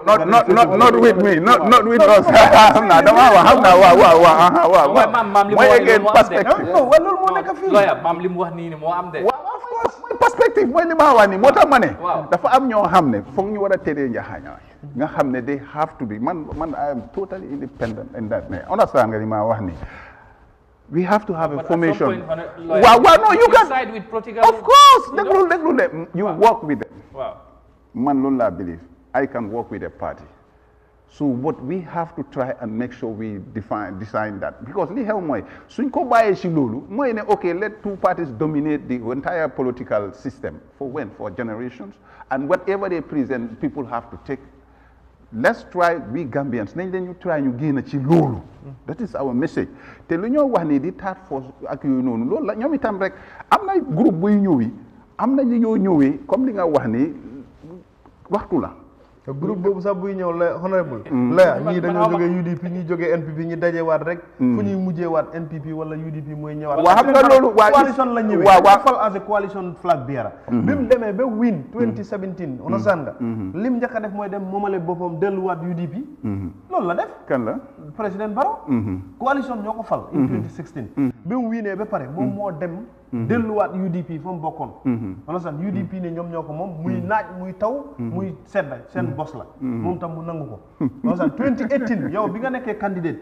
li tax nga ñàkk bokk na ci moom dafa soloon mbuba campagne candidate UDP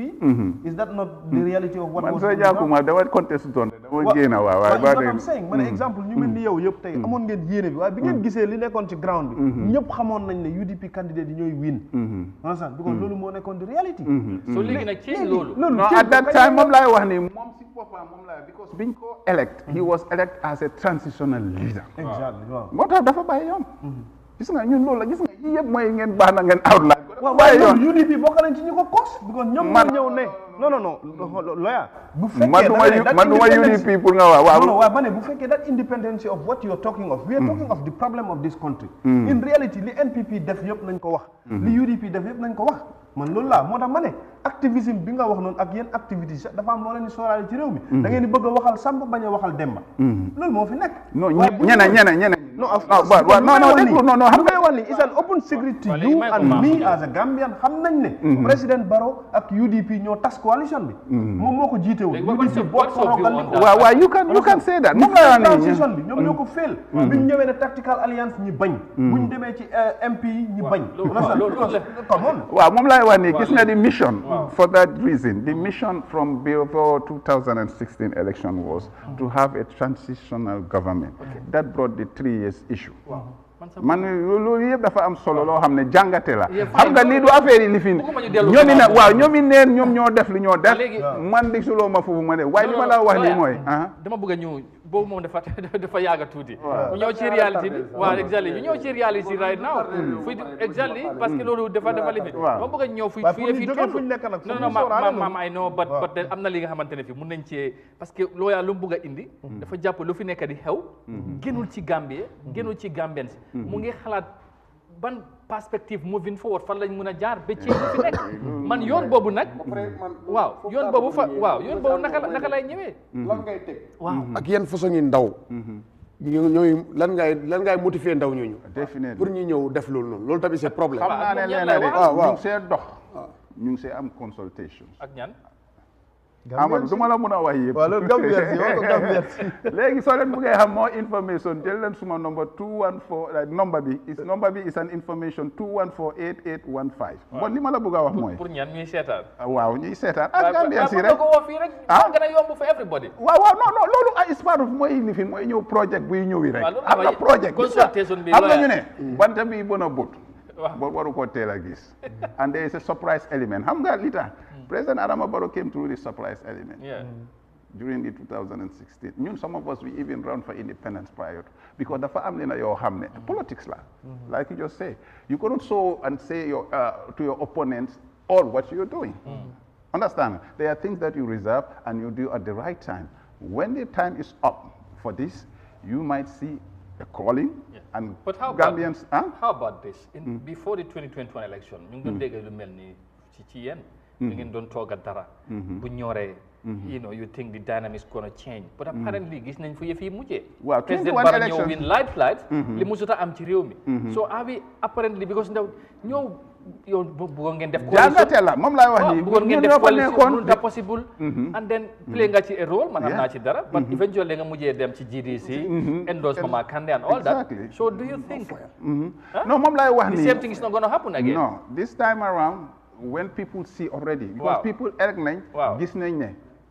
being elect is not even helping them with the situation, with all the hardship, with all the things that they are now. Nit ñi am nañ seen jàngate am na nag nit ñi waxtu bu ñu leen a oo ak fi nit ñi di ñëwee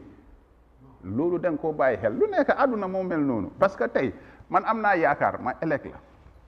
léegi nag def naa mistake de kii de moom elect naa ko léegi li ma yaakaaroon yëpp is down léegi su ma déggee moom ñaam bu call te mu call something loo xam ne is credible and is becoming a force boo xam ne is reckoned with I mean ñoom Ousmane Sonko noonu lañ génnee kenn xamali ma laa wax ni because there is a message that will come at the right time at the right hour and people buy into it so ñun foofu mooy suñ lifin duñ mën a wax yëpp nag next fii waaye daal xam nañ ne daal there will be something that we will have to piece together understand nga against the system that may come waaye nag mu ànd ak lu méngoo ak law because lu ma gis lu nga naan tudde Sonko ak nu mu doon ñëwee mouvement boo dafa lu bëri dafa against law non waaw non ñun duñ def loo xam ne bi beyond that nekkul la mouvement mu nga xam ne dafa against law ñëw bëgg a toj li fi ne o bëgg a yaaxal li fi ne loolu tam duñ ko bàyyi mu màgg fi non ñun xeluñ loolu man li ma laa wax ni mooy di nga ko déggi di nga ko xami at the right time at the end of the day ñun duñ def dara loo xam ne jaarut yoon waaye su doon ne li fi ne ñun xalaatuñ loolu man I believe in standard leadership I believe in doing things right that's what I'm saying but it's not about me it's like-minded Gambians yoo xam ne they may mean well for their country and they may not believe the partisan politics that is going on lii mooy di reality xam nga non déglu rek gis nga lii du affaire yi HOO so people are watching us people know they want this country safe they want this country move forward understand nga ni people bi duñ dof gis nañ leadership bi suy fail xam nañ parti yi ku si wax xam nañ naka la parti yi di behave and they may foresee what governance is going to be elect tomorrow so moo tax ma ne la let the country be run on ideas not insults definitely gis nga lii dafa am solo trop foog ñu jàngalte man nekkul ne this thing mun naa mu nekk koo xam ne dañ ko back I mean dañoo ànd ak moom rek nit ñi yëpp ànd si loolu ni moo ñëwee nag yàlla rek a xam waaye nag ñu ngi koo dox loolu laa leen mun a wax at the end of the day ñun tam duñ seetaan ne léegi ñun tayal nañ Amadou ak maam rek ñoo fi nekk nañ leen ñu bàyyi suñ politique noonu waaye lu tax man maa yow mënu ñoo defaru war na mun a nekk moom la laa wax ni lu mun a nekk nag nañ leen ko try Gambian si bàyyi lañ luñ leen teg ngeen dundee ko try to take yourself out of it definitely man kenn waruma dinda xëccama because moom politique am munut wala kii politique am munut so man léegi tayal naa lu ma tayal loo nañ try ñu dimbale it's not about me or you xale bi fa nekk di war a ñëw mu fekk ne at least am na beneen option this is the point that we are saying it's common sense politics that system change you're talking about tey boo xoolee political party like doy they have ever been here advocating si yu mel ni yi nga wax ni système bi dafa war a change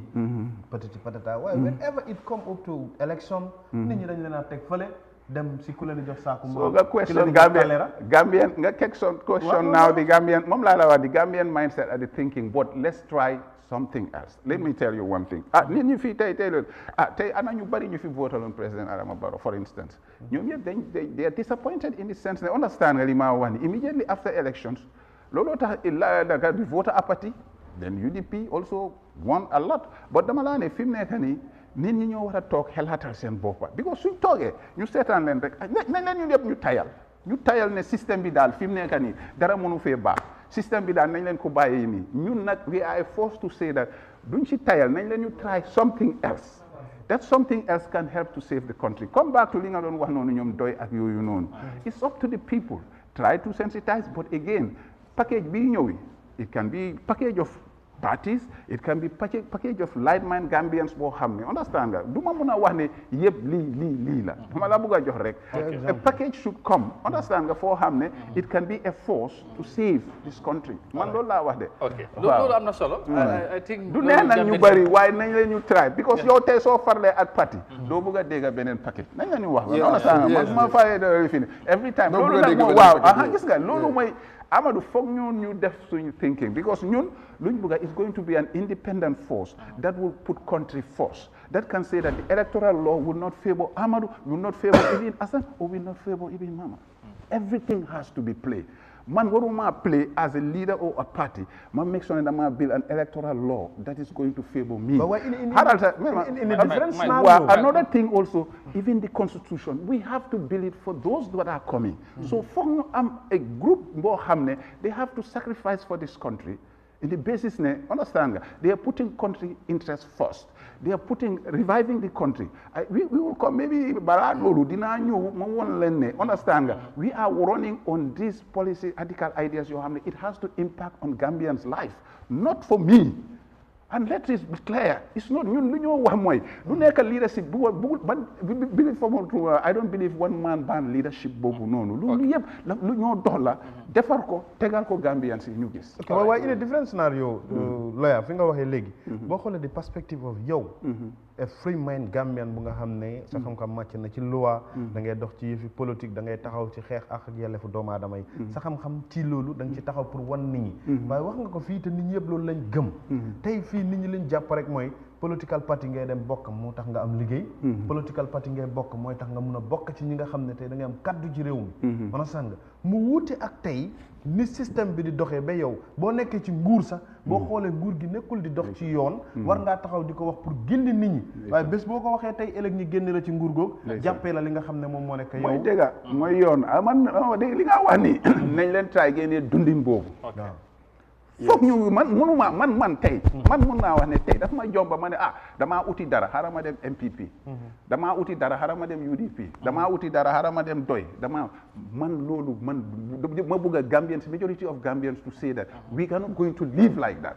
But if we don't tell them and try to do with them, they will live like you just say. Gambian bi dafa dem ñun sorry to say most Gambians dañ dem ba nga xam ne dañ bàyyandeku man mënaatuma dem. So, for instance, nañ fi bàyyi daal système bi fi nekk mu continuer. Basically, waaw we have to change. So gisee ñu fi daloon de. waaw moom laay wax soo gisee ñoom moom laay wax ni jàngat bi dafa war a continuer bu ma tayal because xam nga tey ma laa jox for instance vous nañ leen ñu try vous yi génn ñu liggéey nañ leen ñu xale yi lañ disi indiscipline nañ leen ko bàyyi noonu. What can government do to take out that indiscipline? How can you pressure the families? Buñ indi waxtu xale bi génn and so on. Government has to take a role, but role bi nga jël what we call maturity. Gis nga yow yaay koy nga xam ne da nga xalla yoon as a nguur. Ne bul xool sa gis nga ma toog rek man maa gaay la boy ñun ñooy war di enjoy cake bi. This has been the politics of Africa since 1960s. ba tey loolu nag moo fi war a deñ tey ñu ngi wax ne let's save our natural resources na li fi natural resources yi ñëw nda youth si gis seen boppa ñu liggéey ñaata youth tey they don't have a job. Est-ce que lu waay ñu tënk out of office tey yow waat nga dugg nga ci office ñeera boo ci nekkee système bi léegi nag ñu war a seet ñu dañoo continuer di wax ne maam bii moo tane Amadou bii because xëy na maam bii ñu xool affaire am xool caractère am xool judgment am xool vision am xool direction bi moo dem loolu suñ ko defutee ñun den ñu ngi disservice Gambians. all right léegi loolu leer na ci mission bi ngeen nekk boo ngeen change système bi indi something lu bees Gambians yi would anxiously wait lan moo fi ñëw man bëggoon naa sax nga gën a toj affaire yi pour gars yi xam waaye bëggut mu ne boobu moom mu gàng koo tooga kon waaye tooga bi am nga léegi looya lu muy bañ daal mooy Gambians yi dem ba sës door a jël action loolu nga bañ ñi def daal waaw mooy loolu xam nga li xew mooy léegi daal danga bëgg ñi moo ko dal de ñu ne Barrow yéen a ko sësloo ci maraaj bi moo tax mu génn di mattee understanduma boobu lan lañ ko sësloo ci maraaj bi ñoom Lamine Thiam ñu ne waa ji dafa dem ba sës wax yi yëpp soo gisee ñan ñooy def wax yi non li xew mooy fii démocratie la xam nga li xew mooy moom laa li wax nii nga nekk njiit ci kër wala nga nekk leader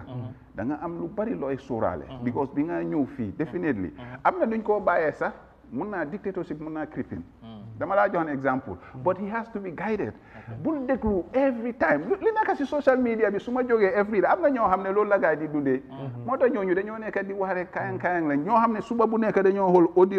audio kii non a government cannot live like that you have to live for all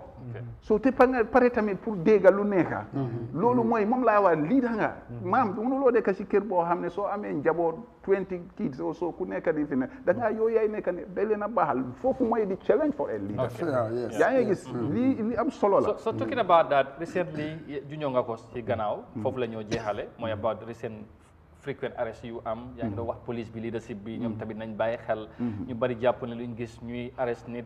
ki nga xamante ne ñu téye la beyond 72 hours is against the law constitution bi waxul loolu léegi mu gis muy am and also ñu beel nit ki ñu ne président bi wax na léegi even dina go bi yow buñ bàyyi nit sax ñu indiwaat la bu fekkee ne jox nañ la beel yooyu yëpp bu demee ba mu ñu jàpp ne mu ngi am ci réew mi te warut a am soo dafa mel ni comme noo ko waxee ne dictatorship is creeping in ndax yow tam noonu nga ko gisee and what role la police bi war a mun a play in this regard and luwa bi exactly lan la wax ci yu mel noonu just in 1 minute if you can. It's sad that we have to be in this situation where we shouldn't be. Definitely soo ko xoolee ay wax yooyu noonu sax mooy wax yoo xam ne warul. yaa ngi am the law apart from that yaa ngi am loo xam ne gis nga it's all about law bi book la rek waaye yow yaa war a use sa judgment gis nga maam foofu lay waxee gis nga amin always yow yaay war a xam even loi bi jox na ma doole ndax Amadou jar na may dem di ko farku ak moom I have to use my judgment because li nekka mooy li ma wax ni li ñoo binda social media li ñoo yuuxu si audio yi yëpp am as a leader yéen ay warut laa yëngal bu ci teg sa boat because the moment nga see teg sa boat imagine man ma nekk leader nit hey every suba ñu saaga may dem di déglu saaga yooyu noonu wala SAS ñooy dem di ma déglu saaga yooyu wala ben wala suma political party di ma wax ne hey ñoom Amadou la lañ wax de seen plateforme ñoom diw la lañ wax yaa ngi tuuti sa boppa this is where now President Adama Barrow fa bàyyi war a bàyyi xelam. You are a leader. You are there to pave. A leader is there to set standards moving forward. Gis nga lii mooy lifin yow yaay jàngate jàngal xale yi hey nañ leen ñu wàññi social media am na ni nga demee nga am machinery boo xam ne sax soo gisee yooyu am na ñoo xam ne di message bu ñu war a project loolu mu bàyyi xel parce que man tey loolu ma fi teg xale yi nekk si social media bi di binda kenn keyboard yeeg yooyu nañ binda tulee Mali Amadou amul lu ñeneen ñi di wax Amadou nii la mel ko di waaye yow loolu lu la ñëw back to the arrest issues definitely it's all disappointing and what we hear maa ngi dégg that journalist Alhaji Bora how di leen jël fii di leen lifin and so on is condemned to the full police they should be careful Amadou I have been experienced I've been an officer before understand I was born in the force li xew mooy nit ki su dee ay dama la yóbbu questioning these are things that we don't even expect li xew mooy rek soo buggee yóbbul nit question ko pare nga bàyyi ko ay téye fii si lan wax na audio ma téye la ay 72 hours pour toroxal la loolu it's uncalled for and really this government is disappointing on that look I wrote su fekkee ne nit dafa bind a post on the social media yéen a post yi you cannot say su fekkee ne da nga fii ne dafa saaga te saaga rek la def te da nga bul ne da nga ko bugg a yóbbu court well yóbbu ko court dafa saaga X Y and Z but you don't take people timbi tamba xam nga ñeneen ñi dañ dee use this bail power issue understand nga li ma wax ni tey ma bail la ëllëg ñëwal frustration ñëwal 8 o'clock loolu yëpp is a culture boo xam ne I am not man I believe in the police service I was born in the police my dad was the police service but the point is that you war a jeexal la and what does the law says about this are these things no some of this is abusive not that the law su la law bi ne 72 hours nga war a téyewaat beneen 72 hours beneen 72 hours lan mooy motif bi mooy yaa ngi bugg a toroxal nit ki ndax du loolu nañu waxante dëgg gis nga dëgg bi foog ñu wax ko man wax sax say I'm not speaking for UDP I'm not speaking for Barrow I am being objective and independent in my own view and this is what we want in the sense na xale yi wolfin loolu foog Amadou ñu war de gis nga wax fi mu nekk social media ku nekk da ngaa toog yooyu xëy na yow yaa lifinu rek maa ngi ñëw live maa ngi am suma page dañoo wax ku nekk 1 hour waaye wax boobu tamit léegi man dama mën a nekk daaxee sa boss daaxee bossi keneen but wax bi tamit lawyer su di sometimes ñuy wax tamit duñu wax with responsibility yéen yaa ngi ko wax fii we call it loolu moom waaye dëgg ne moom laay wax ni daf la dee expose saaga yi xam nga Amadou ñeneen ñu bari dañ xamul soo demee si social media di def audios o nga ne da ngaa def live yii nii daf la dee expose because yéen da ngaa dem sax xëy na ñëw loo with the intention of saaga waaye nga dem ba wax mbiiti rek understand nga li ma la wax ni nga jaaree fu garaaw understand nga li moo tax li ma leen dee wax ni saaga si fi mu jógee ko foofu la lifin su ma benn ko mu fa la jógee ko 1 2 understand nga li ma wax ni saaga yóbbu réew nation is not built on insult it's built on ideas on ideas now sa idea am suma idea let's put it together and move forward very well and finally on a practical note foofu lañ ko tàmbalee relatively May 20 jàppale nga Talib win as the mayor mu ngi doxal 3 months 4 months down the line what is your impression ndax nga gisee lu mu gis doxalin bi fu mu nekk nii li taxoon nga jàppale ko at some ndax nga ko gisee daal ndax am nga ci satisfaction wala am na lu des yaa ngi wax léegi community bi nu mu mel and all that. Yeah, I mean, like I just say, thank God he won, which was our mission. I mean, like I just say, and then also Lima de Wala, he has to do more, and then he has to come out of the box. Lima de Wala, area chairman yini, mayor agini, if they want too much progress, fogna hela a lot out of the box, because lifa talk the plain constraint, and I read that. Secondly, as I just say, a lot has to be done, in the sense that they understand he's not only him. The majanga tamidne, most decisions is not him personally saying that Ahmadu definitely, Lee definitely, no, because I'm not executive power. But the point is that he works on a committee. Committees send recommendations, you know. So his mom to mostly influence those committees to make sure that put them under pressure for those committees to come with solutions. Two, a lot has to be done. He has to. I mean, he has a potential of leadership, really, which I can say, because because they don't understand. But basically, he's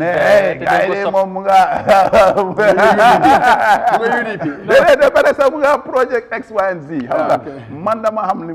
basically, for the months since you've been elected, I think you are satisfied. It is start, but man hamnane dal su demé ci touti tamit duñ baru sétane man dama né some of us we li tax ñu and ak mom moy pour mu open a door for us to diga suñ voice suñ views and so on. So man I'm not the type bo xamné dama taranga ak yoyu. I mean yeah wax nañ waye geñ na ñoo wax.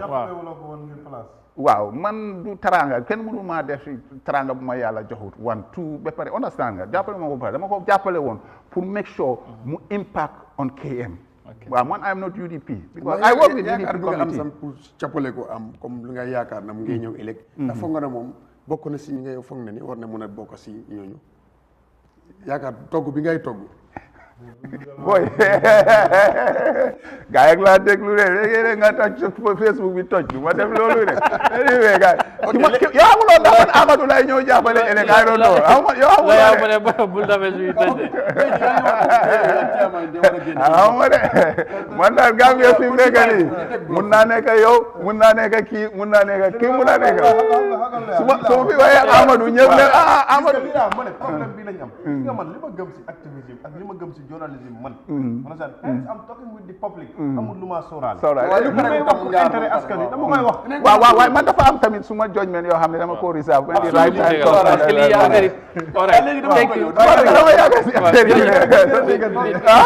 waaw am na ñoo nga ne ak ciama yi foog ñu génn box waaye ñu gis am ne maires bu fi nekk mooy génn dem indil ay nitam lu am solo so loolu tam naka nga ko gisee kon dafa mel ni moom is out of the box ba am na lu mu indil waa well su fekkee ne mu ngi lijjanti loolu but I can just say loo xam ne dina impact the entire sa gox sa municipality or sa council or sa whatever it's very important for them to work on that mooy li ma wax nii rek we have to also xam nga du ñoom rek less people be I mean there is a lot of challenging issues so definitely I think ne ñoom yëpp xam nga li leen constraint ñoom ñoo try pour jaala ko xam nga léegi leen ñu ne la fii doo fi mën a dem because of loi bi yow nga xool ni nga mën a rombee tuuti pour nga indi loo xam ne dafa gën pour askan bi waaw mu ngi liggéey waaye mu ngi start fi mu nekk nii tam man wax naa ko xoolu ma ne moom la oo keneen la oo soo man li ma xool mooy Gambia te su liggéeyul at some point man I have a critical voice nekkul dara de I am a positive critical voice gis nga mën naa critique Amadou to make sure to make him better man loolu mooy suma problème de nekkul ne dama xëy rek di wax non mën naa liggéey ak yow te man li ma anticiper tey Amadou nekk suma député mu ma criticize xam nga li ma ñu toog head to head gis nga tubaab yi yeneen administration that's how they work yow doo war a ñëw ne man lu ma wax rek Amadou daf si war a ànd dafa am even del gis nga président Barack Obama ñoom Biden noonu lañ daan mel ak ñoom gis nga dafa am ñoo xam ne ñoo la mën a wax dëgg ne lii du dox waaye yooyu itam nekkul ne dara de yaa amee léegi waaye bi léegi di nga xool nekkul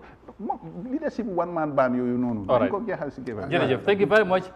lawyer li mu wax am na solo te leer na ay fiil na ñuy seetaan gis ngeen seen bopp ci waxtaan bi it's already 10:41 according to our studio clock so law will stay with us We take a short commercial break. Right after that, then you in the newspaper review, and maybe you will have 1 or 2 things interesting on the newspapers, and hopefully he will react on that. Any time because commission be also a standby. We'll be back right after this break. Stay tuned.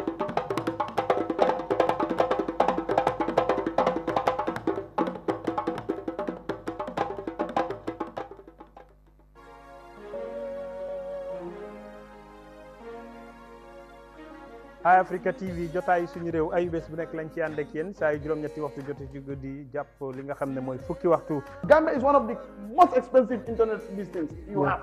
So these are some of the things that the president should look into. In Africa. The support bu nga xam ne Barrow daf ko am. There is no president ku ko am. Rural electrification Barrow amu si dara zéro. Is Yahya Jammeh's project. Courant soo gisee mu am si de. Rural electrification project Yahya Jammeh moo ko moom. Local government. Bu established for 5 good years benn yoon sax defaruñu. And they are having a budget of almost $300 million. Bari mol na ka doko ke ila poso ye ibu ka doko ke la banko ye. That's our problem. Why appoint ministers? Why appoint me? You like dimbali. You don't appoint people of similar trade. You know, they can hardly initiate anything. People have to accept that it's a system, and the system is made by the central government. Who is the central government? Well, President Adam Barrow. Okay. But they cannot be blamed of this.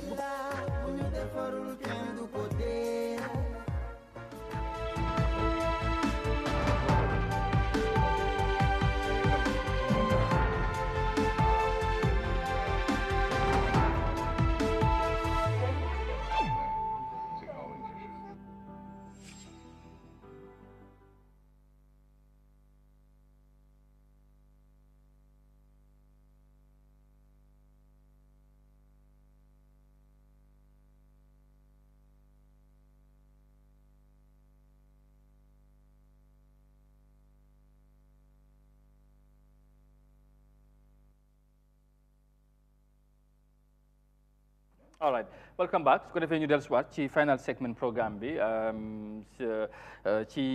programme bi xam ngeen ne mooy ñu indi newspaper review bi of course étiquette yëglekaay la lañ xëyee seen ay xibaar ñu seet ñoom tamit fan lañ follasee ci suba si ba léegi incha allah nañ ci ànd ak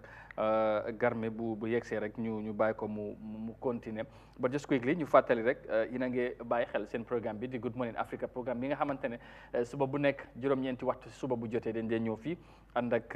suñ ay gan léegi ak ay issues yu am solo ci réew mi ñu waxtaanee ko mu doon njëriñi askan bi su ko defee mu doon lu am solo tey suñ gan ci kër gi lawyer Assane Martins moom moo fi nekk moom lañ nekk di waxtaanee ak réew mi mu doon lu am solo in the meantime balaa garmi di agsi rek fu ñu nekkoon ñu ngi doon waxtaanee li nga xamante ne mooy sa relationship of course ak Talib ak ni nga ko jàppalee ba mu win mu doon lu am solo wax nañ ci ak li ngay xaar jàpp nga ne lu bari ci council si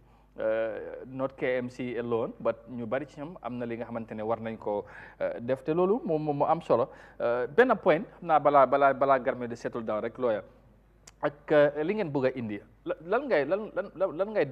lan ngay wax tamit soo déggee léegi nit ñi di wax ne maa si ñoom Assane Martins laal nañ fii laal fale ànd nañ ak different political parties wala groups support leen politically but ba léegi mënuñoo bokk système bi moo indi frustration bi pare ñuy xalaat as early as 2023 di wax ay changes going into 2026 loolu tamit boo ko déggee lan la laa def wala lan moo tax nit ñi di gisee noonu xëy na frustration moo ko indi donte ne sax yow wax nga ne it's not for privilege nga bugga Gambia nga gis future generation bi ngay xeexal waaw. am na solo trop Amadou ñu bari xamuñ man moo tax ñeneen ñi toog fële ña si yenn partis yi xamuñ gis nga balaa ma ñëw sax too much into the political fray parti bu mel ni UDP laa liggéey àndaloon sax comme ne understand nga Mr Dabo dañ daan meet sometime in 2010 I can tell you that xam nga ñeneen ñu bari xamuñ I've worked suma lifin mooy ne foo xam ne dina am interest réew mi we can work with parties at that time te loolu tamit jàngaat nañ si lu bari mooy ne rek even that time, so during the time that we were in the struggle, and much of these UDP elements yi nga xam ne ñeneen ñi fa nekkoon démba waxuma ñi am ne tey lañ dugaat si UDP de dam ñu yëpp xam nañ ne during our struggles even in America the UDP chapter in NC North Carolina New York ñooñu yëpp man fa laa mitee sax President Adama Barrow. It was in US UDP fi ma daan dem xam nga li ma wax ni ñooñu xam nañ moo tax waaw ñi ñëw démba tey ñoo xamut waaye man even bi ma nekk sax si bench si magistrate I have UDP cases yoo xam ne ñoom Kasa Jatta ñoom Lamine Ar Dabo ñi nga xam ne dis ñoom xam nañ dama nga tamit New York ñun yëpp ñoo daan bokk di liggéey man dama gis ne suuf liggéey bi nekkee pour Gambia rek understand nga ñu ànda waaw man du ma xool politique te peut être soo ma dugalee sa parti taxul ne man xamal li ma laa wax nii dama yaa moom suma mind non nekku ne dama laa wax rek su ma àndoon tey ak président Adama Barrow te ne dama liggéey ak moom ci askan side bii nii let's say ma ne law enforcement la for instance du ma nekk fii di ko yëkkal déedéet non déedéet dama la ne rek du ma nekk di ko yëkkal because soo xam nga li ma laa wax nii mu ne ma liggéeyal law enforcement dama ko war a def pour Gambia yëpp su ma warut a dem si rali du ma dem si rali dama la jox un exemple waaw den tout maa ngi doon xaaral ma rek gis nga lii dafa am po ñeneen ñi xam gis nga man ñi nga xam ne UDP stalwarts yu bëri liggéey na ak ñoom waaye ñi ñëw démba ñu tey ñoo xamut man I have atteint yeneen UDP yoo xam ne dama leen free du man sa konko du Brikama ñeneen ñi xamuñ loolu ba dama ko def nekkul ne UDP ñii dañ daan woon ñoom yi nee na doon xuloo seen lifi nan soon ma xam ne case bi jaru ko ñoom yëpp seen time Yahya Jammeh I let them go ñoom Lamine Ar Dabo ñoom Kasa Jatta ñi nga di vanguard of UDP I know them te ñun ñëpp dañ amante xam nga ni ma la wax nii it's not about me Gambia xam naa ne ñeneen ñi I respect what say man toog naa moom waxtaan to strengthen the UDP back then in 2010 so du tey waaye léegi just quickly maam lu mu hen waaw with all that you have if for instance if you are need President Barrow mu soxla woon tey mu ne ngeen liggéey on this are you ready to join the fray you know waaw des na si lu ma war a liggéey ak moom waaw ba pare na nekk loo xam ne pour askan bi la léegi pour askan bi waaw askan bi dañ ko far mu liggéey Gambie wax nga fi léegi ne dafa féel léegi yow su la woowee est-ce que du as féel yow boobu mu amal askan bi loolu du tax yow nga dem ndax loolu du doon tax nga dem non xam nga dafa am lu am solo man doo ma oo rek jox ma rôle just for the sake of rôle ndax ma wax la leena for instance am naa opportunity bi pour lu time boobu noonu bëgguma wax yëpp pour ne President Barrow talk nañ also am na opportunity boobu and we had dafa am reasons also we are dictated by conscience waaw tey soo ma joxoon moom laa wax nii de rôle just pour nekk seene ok nga ne ma tey nekka chairman for the electoral laws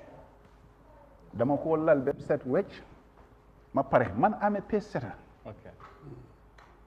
ñun gis nga ñun loolu la gis nga mostly maa ñoom Halifa gis nga bi ñoo ñëw si convention just quickly affaire yi 2016 change I was one of those people who gave the idea but I was disadvantaged and I took it to the level boo xam ne understand nga li ma wax nii pour rek Gambians yi ñu am somebody all right jërëjëf thank you we have just 10 minutes to them we need to bring on Jammeh quickly mu summarize rek xam naa tey time bi jeex na ñu suba si because of some issues mënuñu start on time but mën nañ koo bàyyi quickly Jammeh nga nuyoo and then nga dugg ci affaire yi ndax time bi